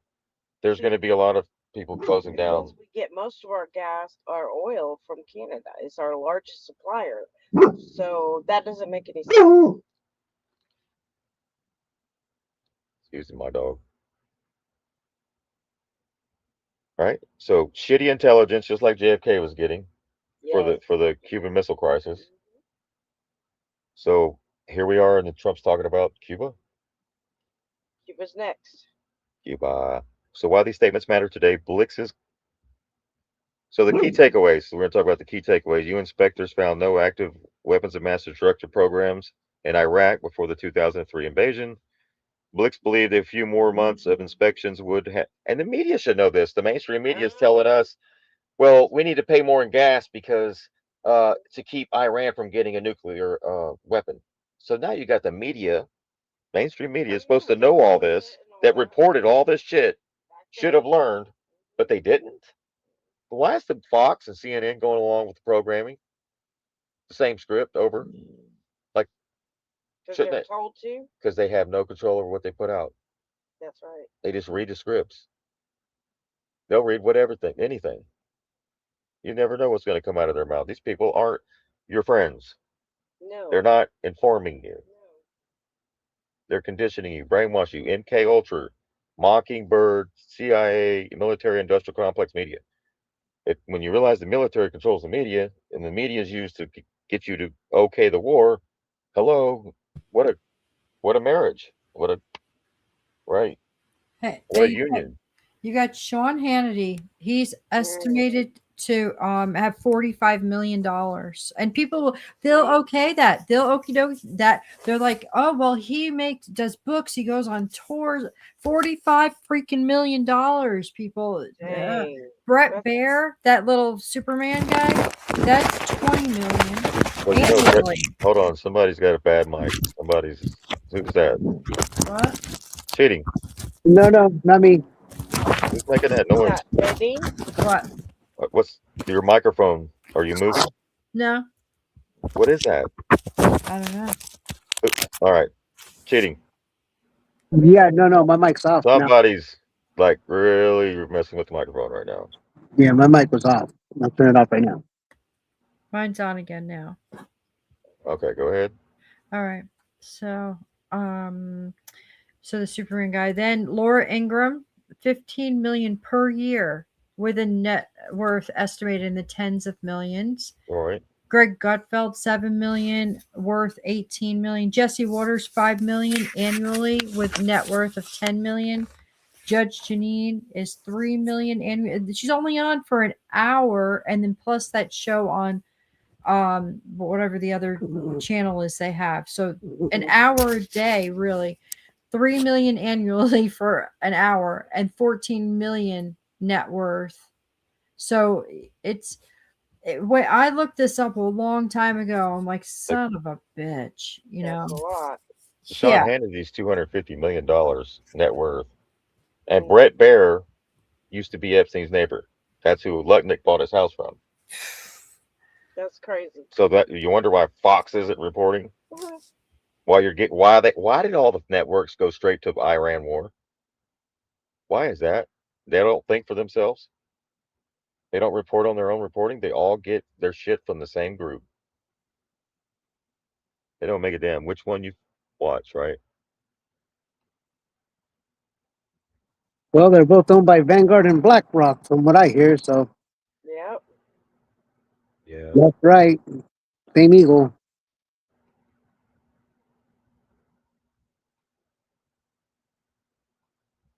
All right, so that's that with the Iran thing. We did a comparison going back even to the 90s of what we're seeing today on the TV.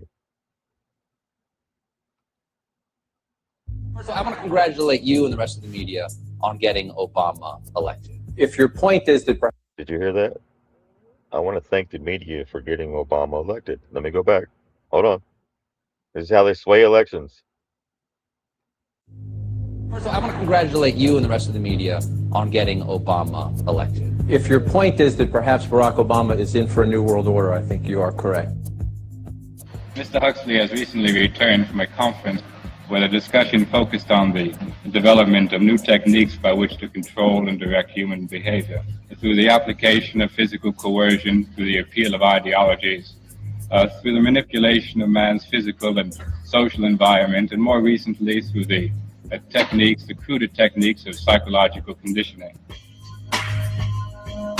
All revolutions have essentially aimed at changing the environment in order to change the individual. If somebody wants to build a coal-fired plant, they can. It's just that it will bankrupt them because they're going to be charged a huge sum for all that greenhouse gas that's being emitted. Sooner or later, you have to bring in an element of persuasion, an element of getting people to consent to what is happening to them. We are in process of developing a whole series of techniques which will enable the controlling oligarchy to get people actually to love their servitude. To all the young people who are here, I want you to know what I'm going to be asking for. I'm going to be asking for all of you to serve this country. To love their servitude. Serve in the military. People can be made to enjoy a state of affairs which they ought not to enjoy. Serve in the Peace Corps. Serve in the homeless shelter. The enjoyment of servitude. Serve in some capacity for your community. And that there seems to be a general movement in the direction of this kind of ultimate revolution, this method of control by which people can be made to enjoy a state of affairs which, by any decent standard, they ought not to enjoy. I mean, the enjoyment of servitude. You have to, in this instance, it's required of everybody, 18 to 25, 3 months. Because I think anytime somebody serves their country in some capacity, we're going to be stronger for it. The scientific dictatorships of the future, and I think there are going to be scientific dictatorships in many parts of the world, but if you can get people to consent to the state of affairs in which they are living, the state of servitude. And Barack Obama will require you to work. If you can do this, you are likely to have a much more stable, a much more lasting society, a much more easily controllable society than you would if you were relying wholly on clubs and firing squads and concentration camps. The Obama transition team is trying to figure out how to harness this support. Some think there is potential to convert political support into social activism, part of an army waiting for new orders. In the recent history of brainwashing, we see that the Pavlovian methods have been applied systematically. I think it's going to bring in an era where the president's connected with an army that do his bidding. A very large army of totally devoted people has been created. But the question now is, what to do with this young, eager, energetic army? We cannot continue to rely only on our military in order to achieve the national security objectives that we've set. We've got to have a civilian national security force that's just as powerful, just as strong, just as well funded. But then we come to the consideration of other techniques for inducing consent. A light will shine down. You will experience an epiphany. First of all, there are the methods connected with straight suggestion and hypnosis. You will say to yourself, I have to vote for Barack. Human populations can be categorized according to their suggestibility. This is a matter of enormous political importance. For example, any demagogue who is able to get hold of a large number of these 20% and to organize them is really in a position to overthrow any government in any country. Part of an army waiting for new orders. What's required is a new Declaration of Independence, not just in our nation, but in our own lives. Independence from ideology and small thinking. Independence from ideology and small thinking. There is a real difference between ourselves and, say, the inquisitors of the 16th century. We know much more precisely what we are doing. I mean, what might happen if these fantastically powerful techniques were used by unscrupulous people in authority? Contrary to the rumors that you've heard, I was not born in a manger. What sort of society would we get? That's the reason I launched my campaign for the presidency nearly 2 years ago.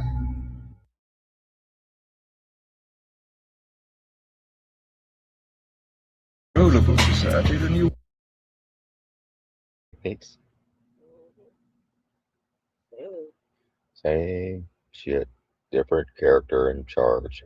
Got an army of digital soldiers, army of this, an army of that, right? Testing your loyalty. So the media's use of propaganda. As always. Right. And to persuade people's attitude, beliefs, and behaviors. Until they pull that. Wonder if they're going to pull that. Well, they were trying to, but Mike Johnson Said no. yeah, kicked it back. Maybe they need a propaganda. They needed it for the Iran war. They needed to still be able to use it for the... So attitudes, beliefs, and behaviors. The previous picture and poem is clear example of propaganda, which is a form of persuasion used to influence people's attitudes, beliefs, and behaviors. A working definition of propaganda is the spreading of ideas, information, or rumor for the purpose of helping or injuring an institution, a cause, or a person. While propaganda has been around for almost 1,000 years, only recently, the last 100 years, with the advent of technologies that allow us to spread information to a mass group, has evolved to a scientific process capable of influencing a whole nation of people. While propaganda is most evident in times of war, as in the poster, it is constantly being used as a political and social means in even less obvious ways to influence people's attitudes. This is currently evident with all the election commercials on TV. And we showed all those propaganda commercials, right? Especially with Kristi Noem's propaganda. Like, what did that cost? $200-something million to make that video of her at the Mount Rushmore on a horse to talk about how she's going to save America? Right? So where the candidates are using propaganda techniques to elevate themselves above their competitor, another place propaganda is being exploited is by the use of the media in its portrayal of countries that have nuclear technology. Modern propaganda uses all the media available to spread its message, including press, radio, television, film, computers, fax machines, posters, meetings, door-to-door canvassing, handbills, buttons, the little buttons, the billboards, the speeches, all the flags, street names, monuments, coins, stamps, books, plays, comic strips, poetry, even music, and sporting events, and cultural events, and company reports, libraries, and awards and prizes. It is most likely that some of these media uses surprising. But that only serves to show how easy it is to not even recognize propaganda as such. For the purpose of our paper, we will focus on mainly the usage of the press and their tactics of shaping people's opinions. Now think about it. They took MAGA and made them anti-war to pro-war overnight. How is that? Fox, CNN, whatever their ABC, whatever echo chamber they're in, shaped their opinion. It totally changed them from left to right, from right to a leftist, Yeah, oh yeah. from a right winger to a leftist overnight, right? And vice versa. Look at the Democrats. Now they're acting like the Republicans were 4 years ago, in the last 4 years. Remember, I will not comply. We're not going to go along with this. But until a Democrat gets in there, and then they'll go back to sleep, and then the Republican Party, MAGA, will wake back up and start saying, "I will not comply. We're not doing this." No, And it'll be like it's just that every 4 years until people wake up. That's why they're allowing it to keep going. So they shape people's opinions. The press, the newspapers, and magazines is important because the most current news and issues spread every day through them. Think about that. Grandpa used to always get the newspaper and sit there, like we showed the clip from the newspaper. I mean, the telephone company coming in with the dial, and the grandpa was sitting in the chair reading the tablet. The iPad of that time was a newspaper. Today, it's an iPad. We don't have newspapers. We have iPads. We're getting all of our information just like a newspaper. So it is important because most current news and issue are spread every day through them. So the Dune effect is what they call it. It is a term we coined after the movie Dune, or the Dune effect, Dune, which explains that those who control and have access to media have access and potential control of public opinion. Why do you think they spend so much money to brainwash us? That's how important it is. Indeed, propaganda is why you think Sean Hannity's worth $250 million, right? He's put in the work. Indeed, propaganda is so powerful because everyone is susceptible to it. Everyone is susceptible to it. Everyone. This is true, as explained by Robert, an expert in influence, because people exist in a rapidly moving and complex world. In order to deal with it, we need shortcuts. We cannot be expected to recognize and analyze all aspects in each person, event, and situation we encounter in even one day. We, we do not have the time and energy or capacity to process this information. And instead, we must very often use our stereotypes, our rules of thumb, to classify things according to a few key features and then to respond without thinking when one or another of these trigger feature are present. While this makes perfect While this makes people highly susceptible to a propaganda who understands persuasion, in general, it is the most efficient for of behaving, and in other cases, it is simply necessary. Additionally, propaganda includes the reinforcement of societal myths and stereotypes that are so deeply embedded within our culture that it is often difficult to recognize the message of it as propaganda. For example, I just used a persuasive technique that propagandists use all the time by introducing the called CIALDINI as an expert. The right, Robert. So the heuristic this follows is the obedience to authority as a rule that when someone credible, and in this case by title of an like Dr. Fauci, right, lab coat syndrome, where he was in a lab coat, right? They put those people on TV. The guy in a Marine uniform in the Pentagon, right, raising Cain, right? They use these people, the experts, trust the experts, the title, the doctor, the attorney or senator, right? So a person will automatically believe the information to be correct because of the title, right, that they use. Titles are simultaneously the most difficult and the easiest symbols of authority to acquire. To earn a title normally takes years of work and achievement. Yet it is possible for somebody who has put in none of this effort to adopt the mere label and receive an automatic difference. right? After all, what really makes uh, that person an expert? So since propaganda is such a powerful tool, and because people are so successful of it, it is our goal in this paper to outline how to analyze propaganda, the techniques that are used through case studies of the media's portrayal of nuclear power for France and Pakistan, and how one can defend against the influences of propaganda. And this paper goes on. It's pretty quite long. I'll share the article here. Um, how to break it down. So you really got to study this and be able to recognize propaganda, especially if you're a regular consumer of the mainstream media news and coming from your favorite characters too. That's the sad part.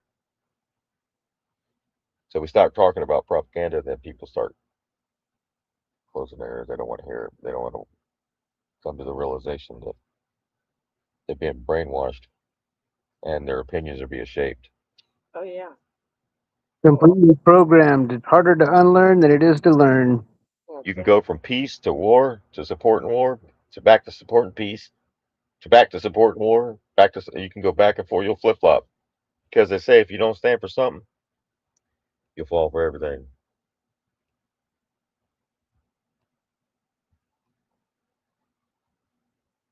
So why nobody gives a damn anymore? What is that? How come people just don't care anymore?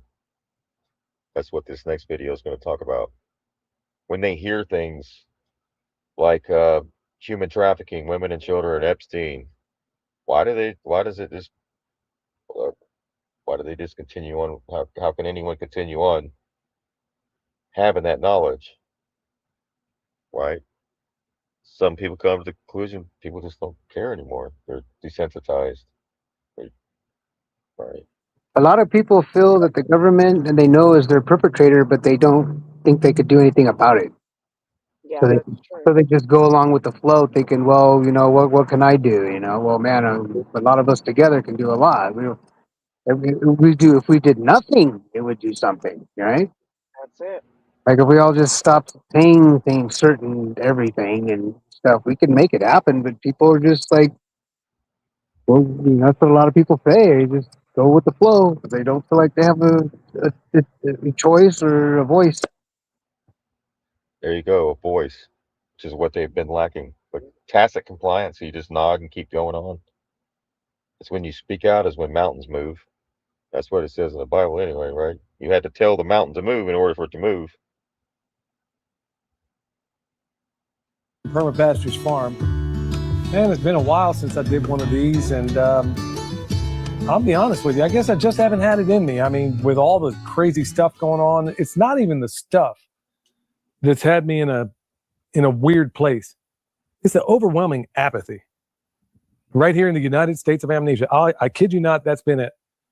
In fact, people were asking, well, what on earth? I mean, you never announced anything about it. Why on earth did all of a sudden you go to El Salvador? Well, I went down there for a number of reasons. Perhaps in the future I'll talk about some of those, but not the least of which being that Michelle and I were at each other's throats. Just, you know, ever since the Epstein files came out, and we couldn't figure out why. We couldn't understand why are we, what's going on here? We prayed about it. We talked about it, and then came to the conclusion, and it was both of us that came to this conclusion, that we were just so aggravated with a number of people that just couldn't care less. I mean, I'm talking like the most diabolical thing that's ever been released on the American public, and nobody cared. So we said, okay, we've been talking about doing this for a while. There's some things we need to go down there and look at, things we need to examine. And I never take a vacation, folks. I mean, despite some of the pictures I posted, I'm always working. It's always a party with a purpose, no matter what. But it got me thinking, you know, I was able to develop, I think, a little bit of clarity in that time until now. So that's why I'm coming on this front porch right now. But I got to thinking, you ever notice that nobody ever really gets upset about real things anymore? I mean, like really upset. I mean, not scrolling, not posting, not arguing in the comments. I'm talking about that deep gut level, this ain't right kind of upset. I'm looking around right now, and it feels like we've been trained to react to everything, except I think the stuff that really matters. I guess off the top of my head, I could provide some pretty impressive examples, but let me give you two examples. First one, of course, everybody remembers Jeffrey Epstein. Or do you? I mean, this is a guy that was at the center of one of the most, I'll call it disturbing scandals in modern history. We're talking about trafficking, powerful connections, and years of questions about who knew what. Now, to me, here's the strange part. We've had document releases. Of course, the government kind of expunged a lot of those. But anyway, millions of pages, investigations, headlines. And yet, depending on whom you ask, there's either a massive network of very powerful people involved, or according to some of the official prostitutes out there, there's no confirmed client list. And we're, all the garbage that they pull out. I mean, just think about that for a second. One of the biggest scandals in modern American history, world history, I dare say. And the American people have basically moved on. Not resolved, not satisfied, just moved on. I've often called this place, like Gore Vidal said, the United States of amnesia, but I'm starting to wonder if it ought to be called the United States of apathy. I mean, you've even got lawmakers openly saying, well, lawmaker, I'm talking about Thomas Massey, of course, saying, hey, bombing a country isn't going to make these Epstein files go away. Which brings me to the second thing. Right now, we're watching, I don't know what else to call it, but maybe an escalating military action involving Iran. I mean, we're talking a real world conflict. That's if anything that the prostitutes have told us or shown us can even be believed. But let's just say we can. We're talking about real bombs, a real conflict, and clearly real consequences, which almost certainly is going to spell out in death. I mean, there's already been U.S. strikes, countless of them, in this region. Sadly, they're talking about a broader escalation depending on how this thing unfolds. And it was Trump, I believe, today, put on Truth Social or something like it, that basically, if you don't open up that strait, we're going to knock out all your energy infrastructure, which, of course, I'm sure Iran, if that happens, is going to respond tit for tat.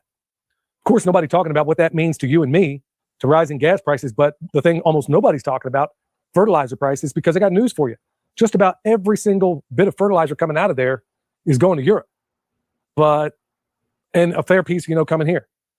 I heard one farmer talk about that, the prices are already up for fertilizer. And think about this. Y'all, this is spring. Today marks the beginning of spring, if I'm not mistaken. It's spring. So people are going to be fertilizing, and what don't they have? And if they can get it, we're talking, and this was last week that was reported, 77% up, and where you already have narrow margins to begin with. And I want you to think about the weight of something like that.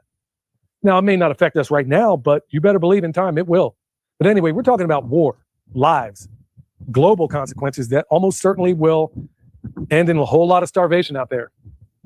I mean, this used to be the kind of stuff that would stop a country in its tracks. And yet for most people, it's just another headline sandwiched in between, some celebrity story on your phone and some viral cat video, scroll, gone. Don't ever think about it again. So what happened? How did we get to a place where a global trafficking scandal involving the ultra wealthy doing, look, let's just keep it real. They were eating and doing unthinkable things to children, how that just fades in the background, noise, and how an active military conflict just becomes another talking point. And the average person feels nothing. Like I said, I was upset about it before, but not so much now, because I don't blame the average person as much as I did. I'll tell you what I think happened. I think we got overwhelmed. Now, I know you're probably thinking, duh, but yeah, overwhelmed to the point where, you know what, it's kind of hard to think outside of yourself when your basic needs are being questioned or put into question. People are already living hand to mouth. And then when you have fuel go up, good night, man, that really puts a real strain on a whole lot of people out there. We live in a world where there's so much information, so much chaos, so many problems, that the human brain just says, you know what, I'm tapping out, Jack. It's like your nervous system goes into defense mode. Because if you actually stopped and processed every little thing out there, I'm talking the corruption, the wars, the economic stress, the environmental issues that I'm frustrated about every single day. If you've watched any of my Twitter account, you know what I'm talking about. Every other day, I'm posting about how they're blocking out the sky. And they're doing it now to a lesser degree, but it's still happening. Anyway, I digress. If you were to take all those things as a whole, you'd be sitting on your front porch like I am right now, staring at the sky, praying for the good Lord to make sense of all of it. So instead, I think we just numb out. We argue about small things. We pick teams. We get distracted. And then the big stuff, well, it just floats on by. And here's the part that should bother you. When people stop reacting to the very big things, then those things don't stop happening. They just happen quietly.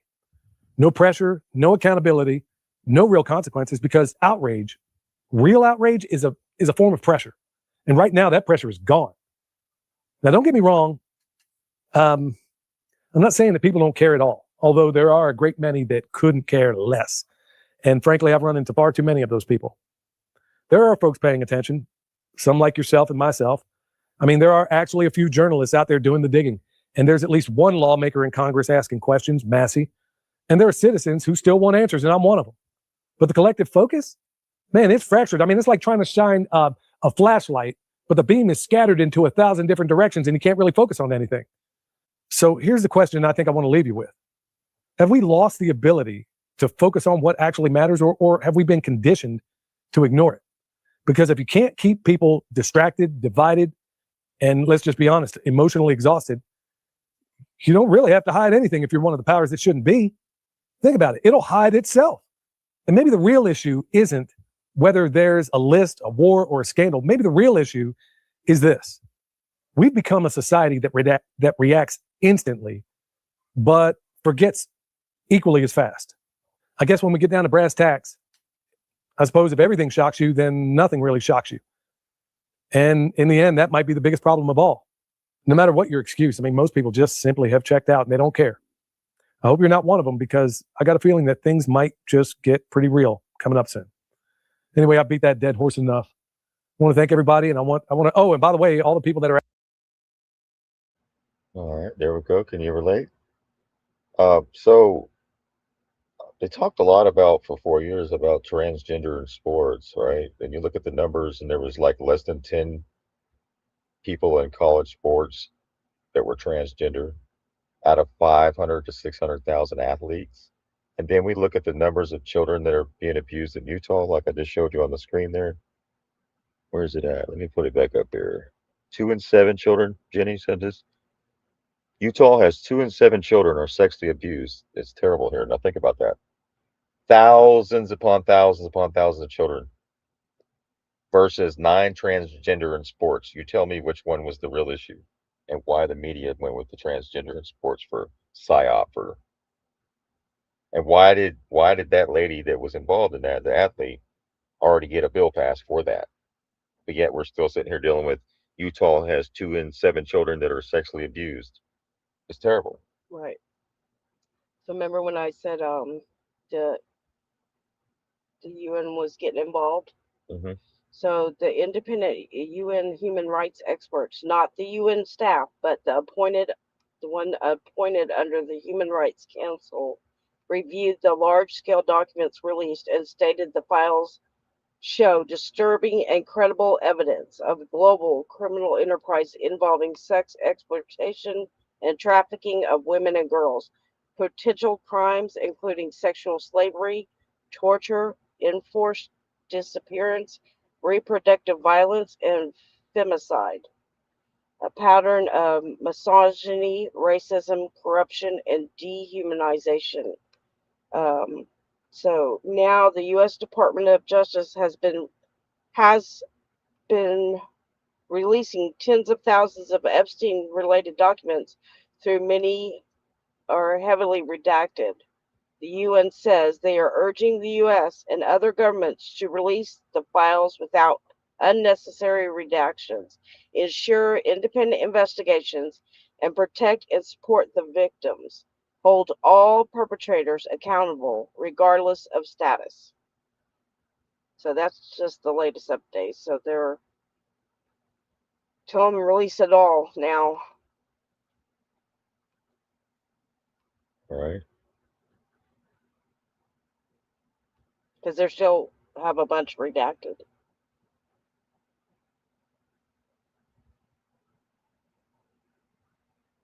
Hey, can you imagine this being shown to you on TV while 2 in 7 children in Utah are being sexually abused? Right. Like, what are we doing? Maybe that's a distraction. Like Linda said, the Iran war is a cover-up. Something. Yeah. That's what I think. Everything isn't what it seems. There's several operations taking place simultaneously. I really believe that, because they better do it or they're going to come and do it. Someone else will come do it. All right. We don't want that.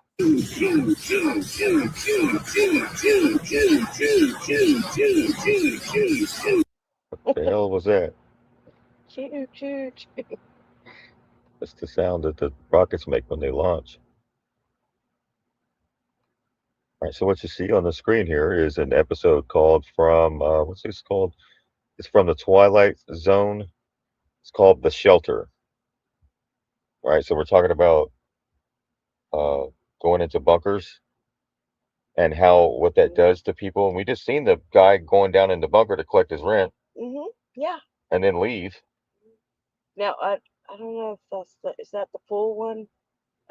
There's I sent you two. One's like a little clip, and then I think that's the full one. All right, so this one he explains the scenario where Yeah. it brings out the worst in people.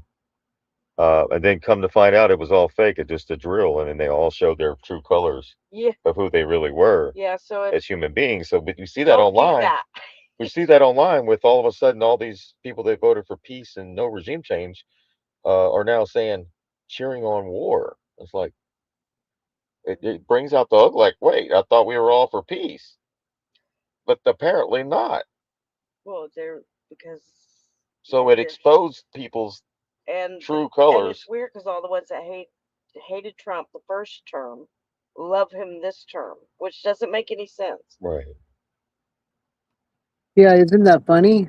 That's funny. Yeah, it is. That's funny. It is. Yeah, all the Got your timeline screwed up. Yeah, so I told you something flipped. I don't know Yeah. what the hell flipped, but whatever it is, here we are. All right, so this is called The Shelter, and we're gonna teach from this tonight. This is from Hey, Channel real Awesome. quick while we're on the subject, the guy who fired me because Trump won, I guess he was right. Oh. Do what? The guy who fired me because Trump won, I guess he was right. Oh my gosh. Somebody fired you? Oh yeah, yeah. He said if Trump wins, man, I'm done with this. Because I talked. Right. Yeah. So it's like, but I told him I'm on your side, man. It's like, you don't get it, man. I hate them all, dude. If you hate Trump, I hate. Okay, this is just hypothetically speaking. If you hate Trump, you gotta hate them all. Right. I know Kamala was the worst choice, but you know what? The agenda was going to happen the same as in a different way. It's just this is the maybe 2030 agenda for sure, and they're going to carry this out. I already know. I hope I live long enough for 2030. I'd like to see this, but we just all hang in there. I wanted to say this at the end of the show, but I'll just say it now. To have in your mind, create your reality and have freedom and create your own peace. But we still do what we do because it's in your face. You can't take the genie out of the bottle. You can't put the toothpaste back in the toothpaste tube, right? You can't do it. So it's not like we're sitting here, prying on stuff. This is what we do now. But in your mind, creating your own reality, getting out in nature and my fishing stuff, it's just so it helps me get through this. But I just can't say, I'm going to drop this and just continue with my life. I can't do that because it's all in our face. We're the ones who are here to help things through, and the more people wake up, we're gonna get to a point where we're gonna be good. I mean, I'm sure there's a finish line at a certain time, but we can't give it up because this is what we do now. We are the awakened ones, man, the chosen ones. And I just wanted to say that because sometimes, maybe if I sound a little negative in chat, it's not that. There's just a lot of poor souls out there, or little wandering souls who kind of needed to help to be guided. So this is what we do. But we also got to make sure that if somebody does a puzzle or spend times with grandkids or tell someone how good they look that day or something to make you feel good, so this is what we do. And instead of being what is it, the Barney burnout, sometimes if I might sound that way, is I still do want people to do things to uplift others and uplift themselves through this bullshit, That's right. That's right. We all go through those days too. Yeah. It's okay. I had good and bad days. Oh, Shit, yeah. this ain't fun for me all the time. Sometimes it is. It's fun to sit here and expose it. That's Right. where I have fun at. But it does get to you. But it weighs on me when I see people aren't. But it's not for me to wake them up. It's for the creator, That's the right. source. That's what's going to make them all knees bow when they rip. Yeah, and look how much fun we have doing it, man. Look at the morning chats with the giveaways and everything. I mean, that day touched my heart so much, man. Like, Oh yeah. so I mean, yeah, we're doing it, man. We're doing it. We're doing it. We're making it happen. Yes, indeed. So while we're put in the process, we're here to keep making sure that we don't fall for the propaganda, so we don't. But it keeps us sane too, helping each other and Yeah. talking about it. So Yep, great. and we're a unique family. All the podcasts I've listened to that last 8 years, and ever since Mike's passing, we are the unique ones, man. We are the most unique. I don't want to say podcast, but I don't know what else to say. But family podcast that out there. We are the unique for sure. Yes. Why do you think? Why do you think? Welcome new outsiders. You're right. Why do you think we're all here, man? We're the unique club. That's it. I like that.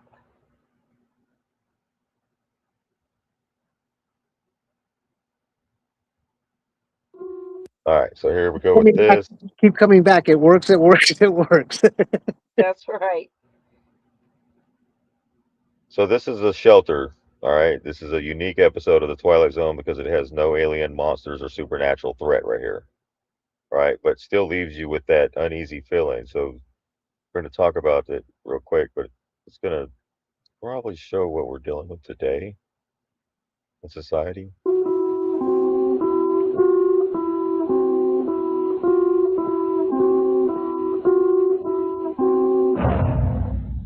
The shelter is in the vein of The Monsters Are Due on Maple Street, or to a lesser degree, the recently reviewed Will the Real Martian Please Stand Up?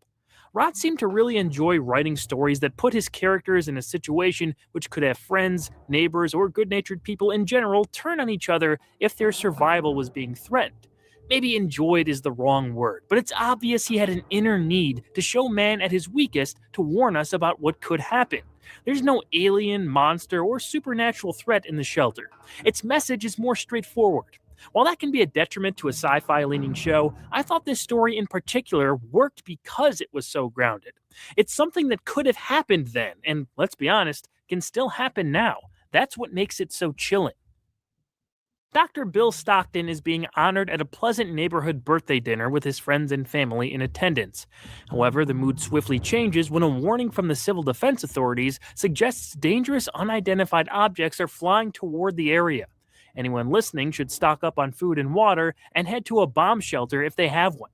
The guests leave Dr. Stockton's house as he gathers supplies while corralling his wife and son into their shelter. Soon, his friend Jerry comes back, looking for a safe haven for him and his family since they don't even have a basement. Bill at first sympathetically refuses, saying he wishes he could help, but a shelter is only big enough for 3 people and there's not enough food or water for them. Every neighborhood friend that was in his house earlier then begin coming back with their families, seeking asylum from the coming nuclear attack.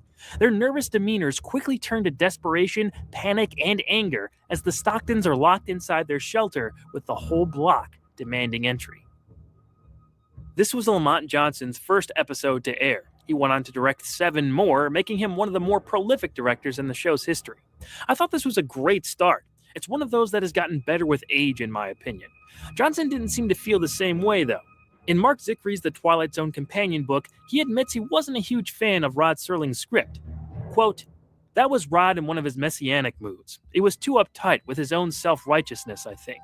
I found it an interesting idea. I think the thesis was excellent, but I think its devices and its general style of writing were a little too pompous." End quote.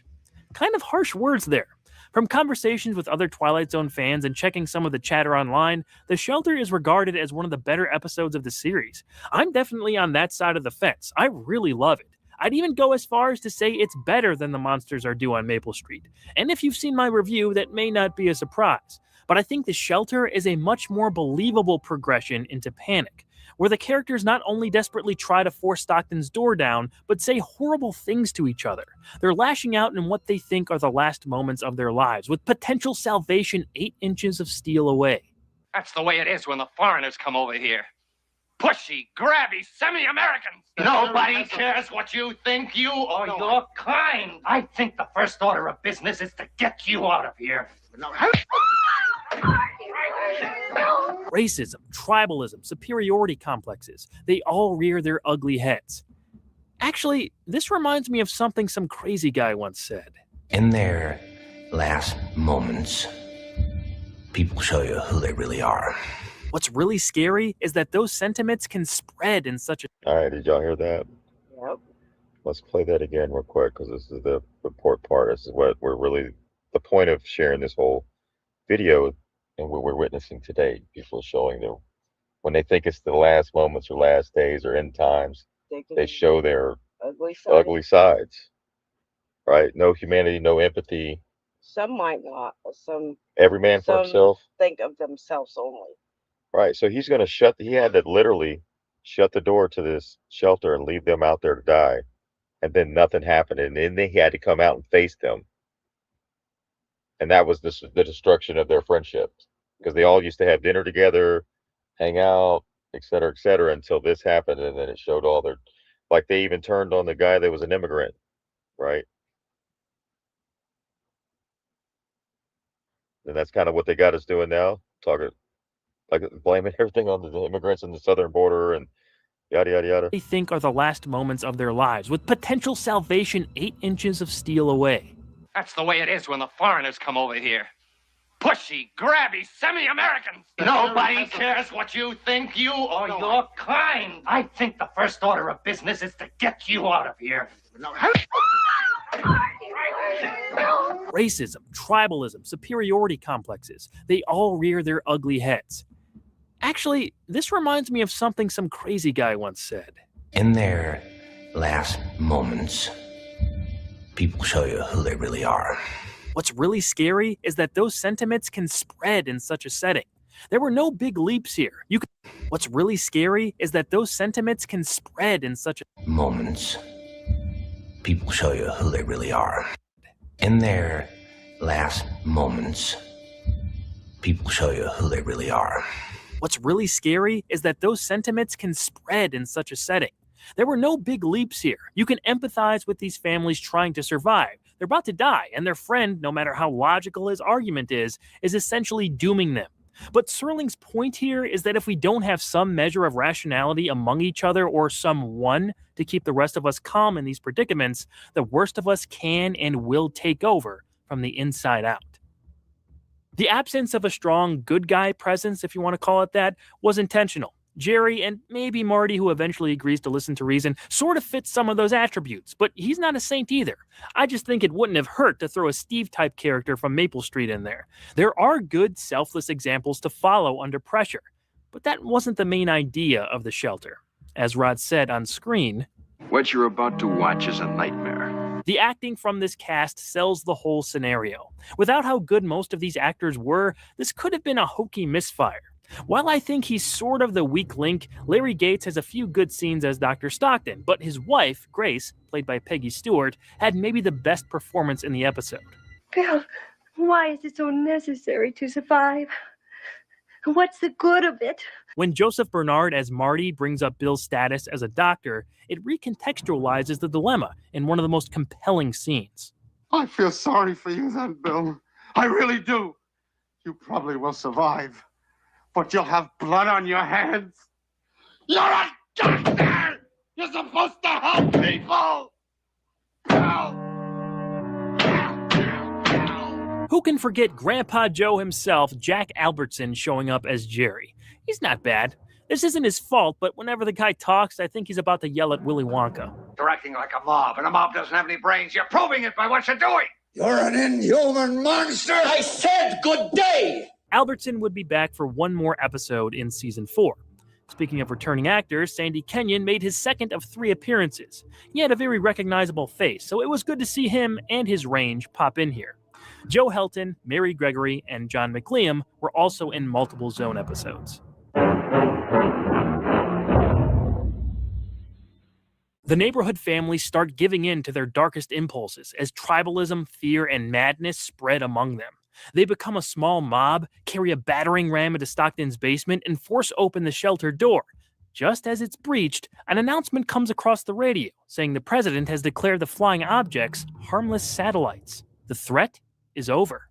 Disgusted with how they treated each other, apologies surface, but the damage has been done. Even without a bomb dropping, their lives have been changed forever. That ending is Y'all get that part? You picking up what's being put down here? apologies surface, but the damage has been done. Even without a bomb dropping, their lives have been changed forever. Everybody showed their true colors, Because even the can you doctor. imagine? And then you have to, then you have to see those people afterwards after you treated them like that. Yeah, he's the doctor who's supposed to be So, saving everybody. if they do that, don't do that. 'Cause you might have to see your neighbor and talk to him again. That would be awful. Lights. The threat is over. Disgusted with how they I mean, look at how fast we're in war, then we're fixed to be out of war, then we're in a war, and we're not in a war, and this is happening, and Venezuela and then Cuba, and everybody's just like, yeah, bombs away, right? Right? Let's send Yeah. it right, and everybody's Don't like, show hey, your ugly side. right, yeah, blow them Muslims out of the water, right? But there's nothing really going on. Right. Better watch it. People are watching, and the internet is forever. That's right. So what you say online and what you put out online, and how you attack people and immigrants, whatever it may be, Yeah. right? treated each other, apologies surface, but the damage has been done. Even without a bomb dropping, their lives have been changed forever. That ending is fantastic. Not having a bomb was a great way to make these characters live on knowing what they really were, and that can be a terrifying notion. It's a haunting finish that Rod gives a simple summation to. No moral, no message, no prophetic tract. Just a simple statement of fact. For civilization to survive, the human race has to remain civilized. If you want to get nitpicky, I don't know how that metal pole could ram open a bomb shelter door, but whatever. It's not 100% perfect, but I think it's creeped into my favorite episodes of the show. I'm also not one to love dark endings. However, the authenticity here, both in the writing and performances, is something that has stuck with me for years. And the most frightening thing is, it's not something that can only happen in the Twilight Zone.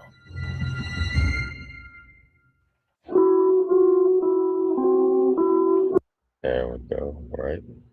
Hashtag don't fear propaganda.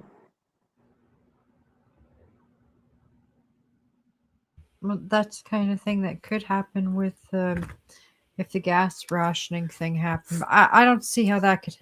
I don't see how that could happen. But that the bad feelings could definitely come about then. Well, they're already coming about right now, but just the political bullshit.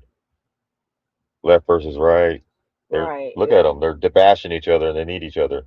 That's why I think. And now they've become the same, one and the same. They're so much alike that they conflict with each other, the left and the right. But you see, they have the Marines at the airports now, right? No, this is ICE. I mean, ICE. Yeah, the Marines aren't at the airports. Well, yeah, this is ICE. They're just walking around, guys. Yeah. Yeah, No mask Yeah, system. ICE. Sorry. yeah. They're supposed to be helping the long lines, but you can see the long lines are still there. Yeah, that. Look. I think there's more to that. Yeah, something else going on here with the ice babies at the airport.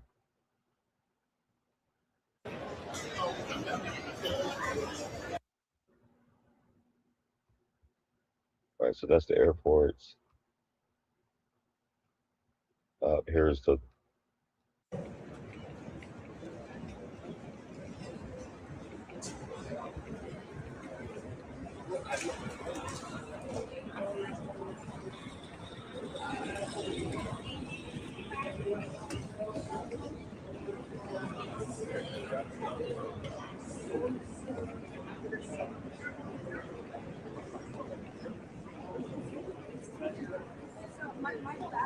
They created this situation, folks. This isn't an accident. Y'all get that right. They created this situation for something else to take place. All right? Picking up what we're putting down. Look at that. TSA agents not being funded, but yet you spend billions on ICE, and now they're there. They're supposed to be doing deportations, but they're walking around the airport not for the lines. So what is it for? Right? Because they're not speeding up. They're not taking the place of TSA. In other words.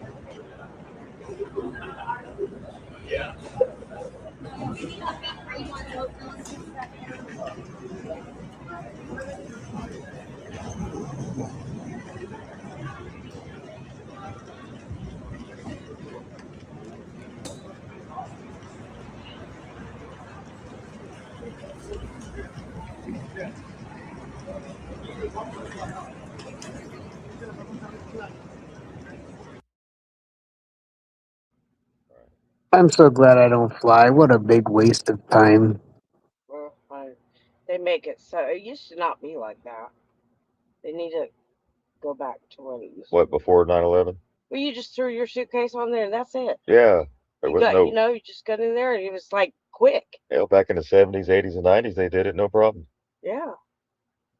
As soon as freaking them towers fell.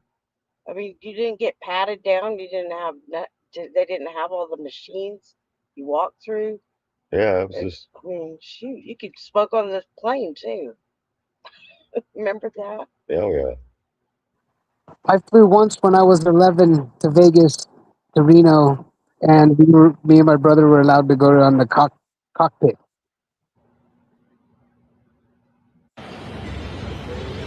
Atlanta Airport, 5 o'clock in the morning. This is the line to get in. This is the line to get in, 5 o'clock in the morning. Atlanta Airport. I'm speechless. I am.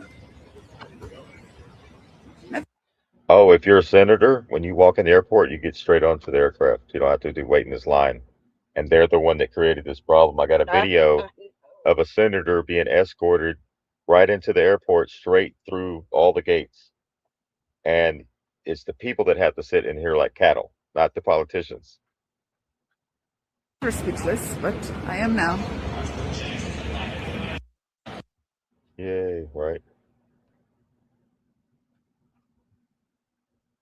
So it doesn't make any sense for these guys to be walking around smiling it up, laughing and shit on their phone.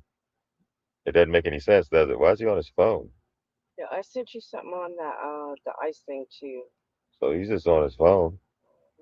There's a Facebook post. Everybody's smiling.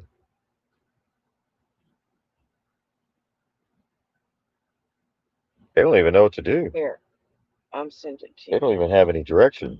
Play that one. The last one. I know I'm wrong on this, but I just see a bunch of NPCs in line. That's all I see. Right.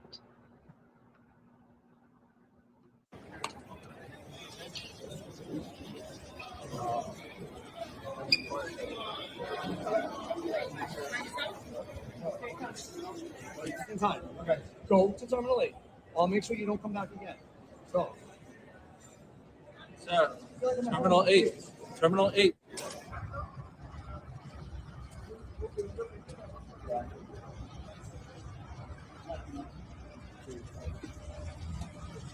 Ah.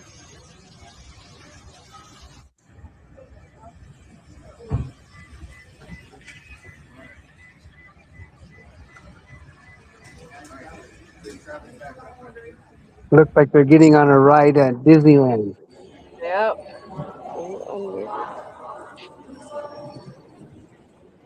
I was just gonna say something, but Yeah, they just got it.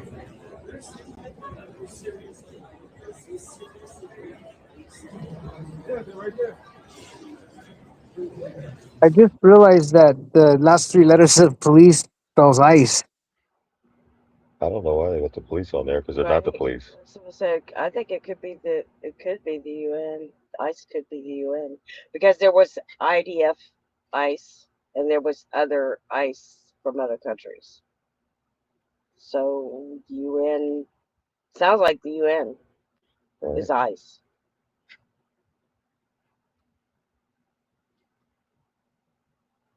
What is this?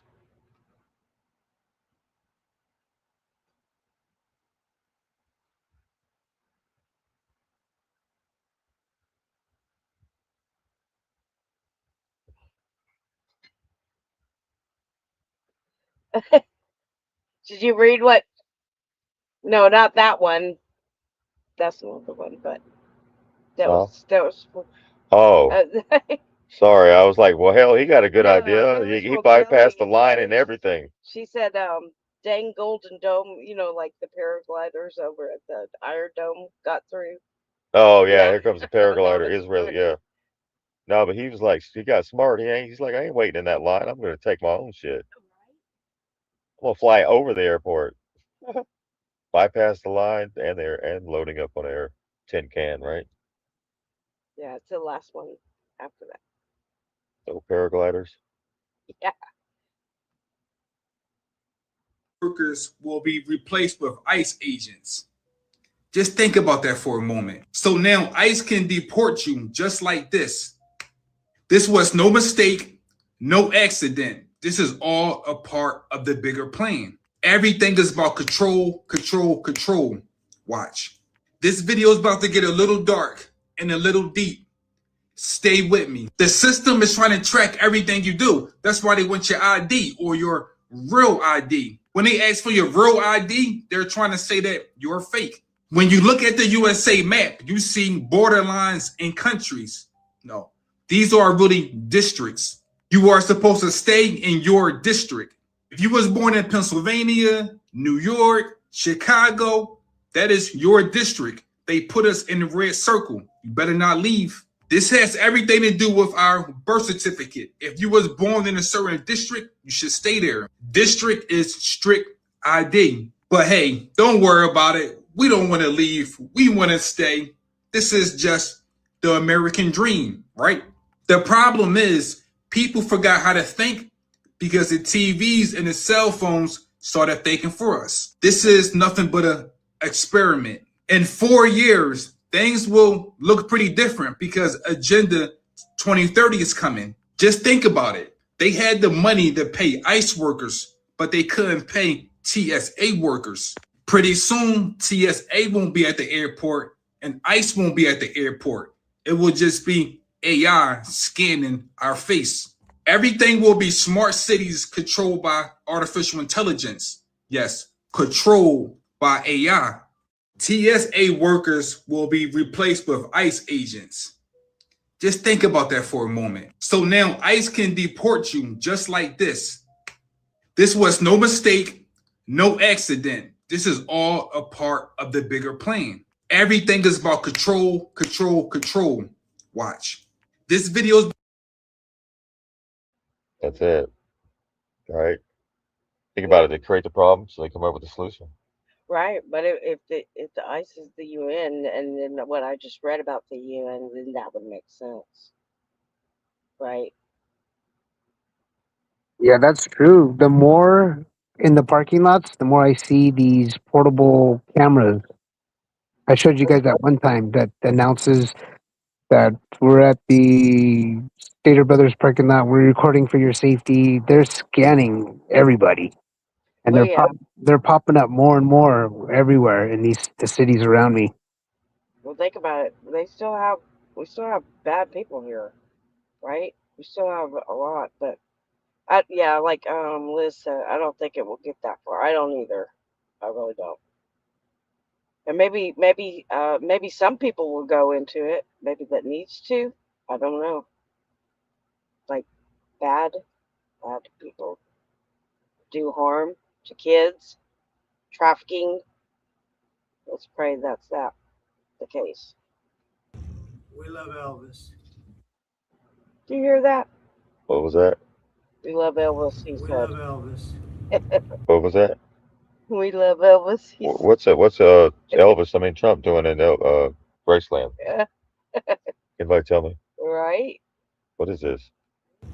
We love Elvis. Yeah, Who what doesn't would he love go to Elvis? Graceland for? Everybody loves Elvis, right? Mhm. Hello. Hi. Welcome to the second most visited president of America. Wow, that's really good. Your house is number one. It's pretty good too, right?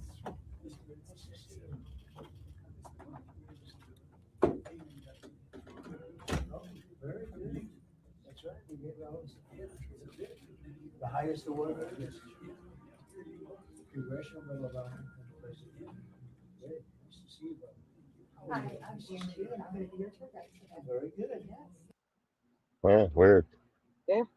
Twilight. Welcome to the Twilight Zone. All right. I could. He was in Memphis. That's why, right? Yeah. With the DEA circle jerk. So he was in Memphis today. So he took a. It's like he stopped at the Graceland. All right. Like, what in is going on, right? States is fucking lying.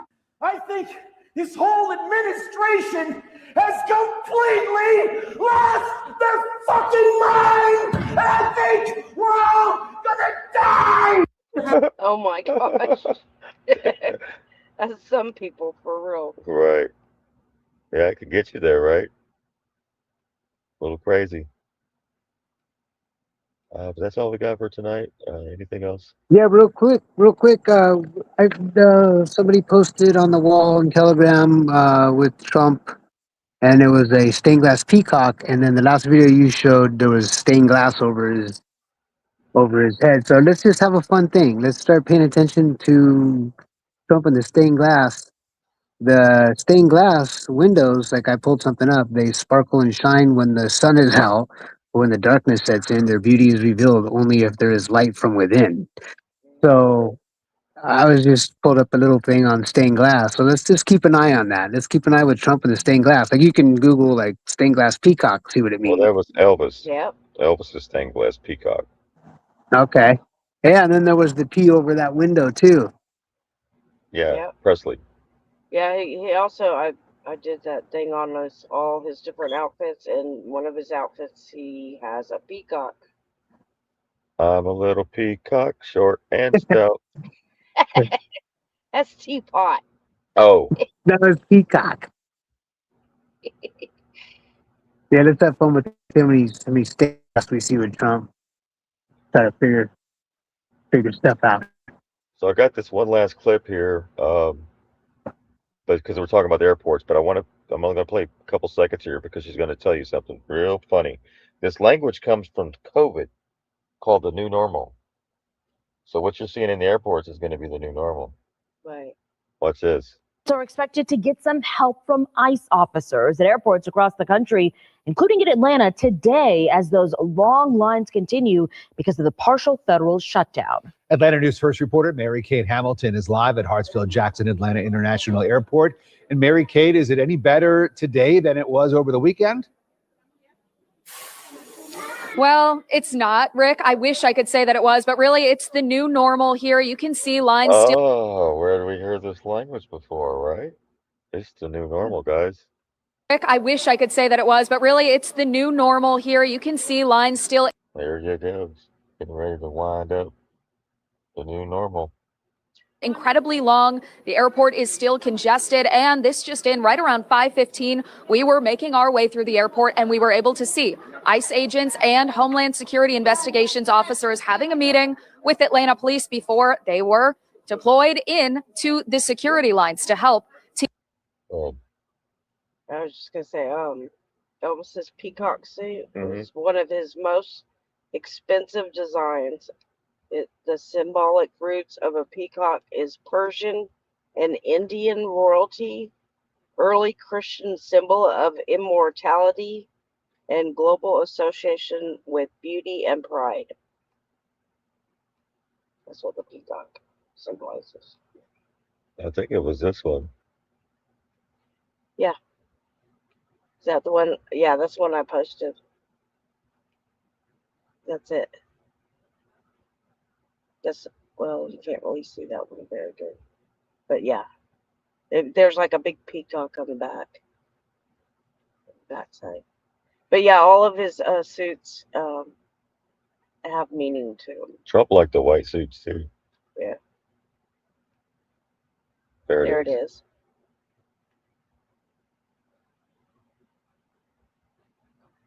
Yeah. Mm-hmm. Yep. Is that necklace of that? Yeah, he had one that was a dragon, a tiger suit. They all had symbolic meaning. The sun, the eagle.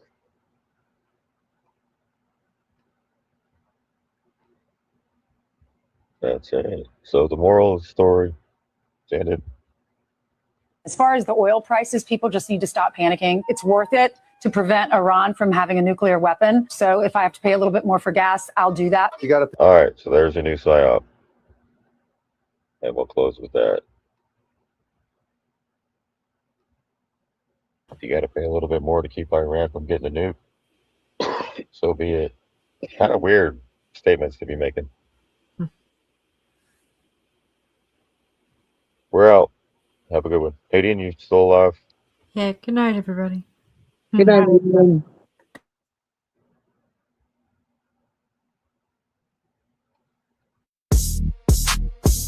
Did you? Did you? Did you? Did you? Did you? Did you? Did you? Did you? Did you? Did you? Yeah. Did you fix it? Did you fight? Did you stand up when I wasn't in the spotlight? Did you show up? Did you try? Or you just talking cause it's campaign time? We ain't falling for this. What you wanna do? We got one question for you. You shake hands, kiss, baby, say the same old lines. Talk big every 4 years like you brand new this time. But when the lights cut off and the crowd goes home, where you at? Cause the people still standing alone. You say, for the folks, but the folks don't feel it. You promise change, but you never come near it. We ain't buying the show. We ain't clapping on cue. We just look you in the face and ask, did you keep your word when the cameras by? Did you stand around or step aside? Did you fight for us or just your crew? We're tired of the talk. We're asking. Did you roll back into town with your boots all clean, saying I'm one of y'all? But we know what that means. You want the vote, want the chair, want the power and the view, but when the storm rolled in, tell me, where were you? We don't need speeches, we need proof in your hands. Not another promise written in the sand. If you want back in, then answer it true. Don't tell us what you'll do. Tell us, what did you do? Did you fix it? Did you change it? Or you just rehearse the lines and rearrange it? Did you show up when the people needed you? We ain't impressed. We just asking, did you?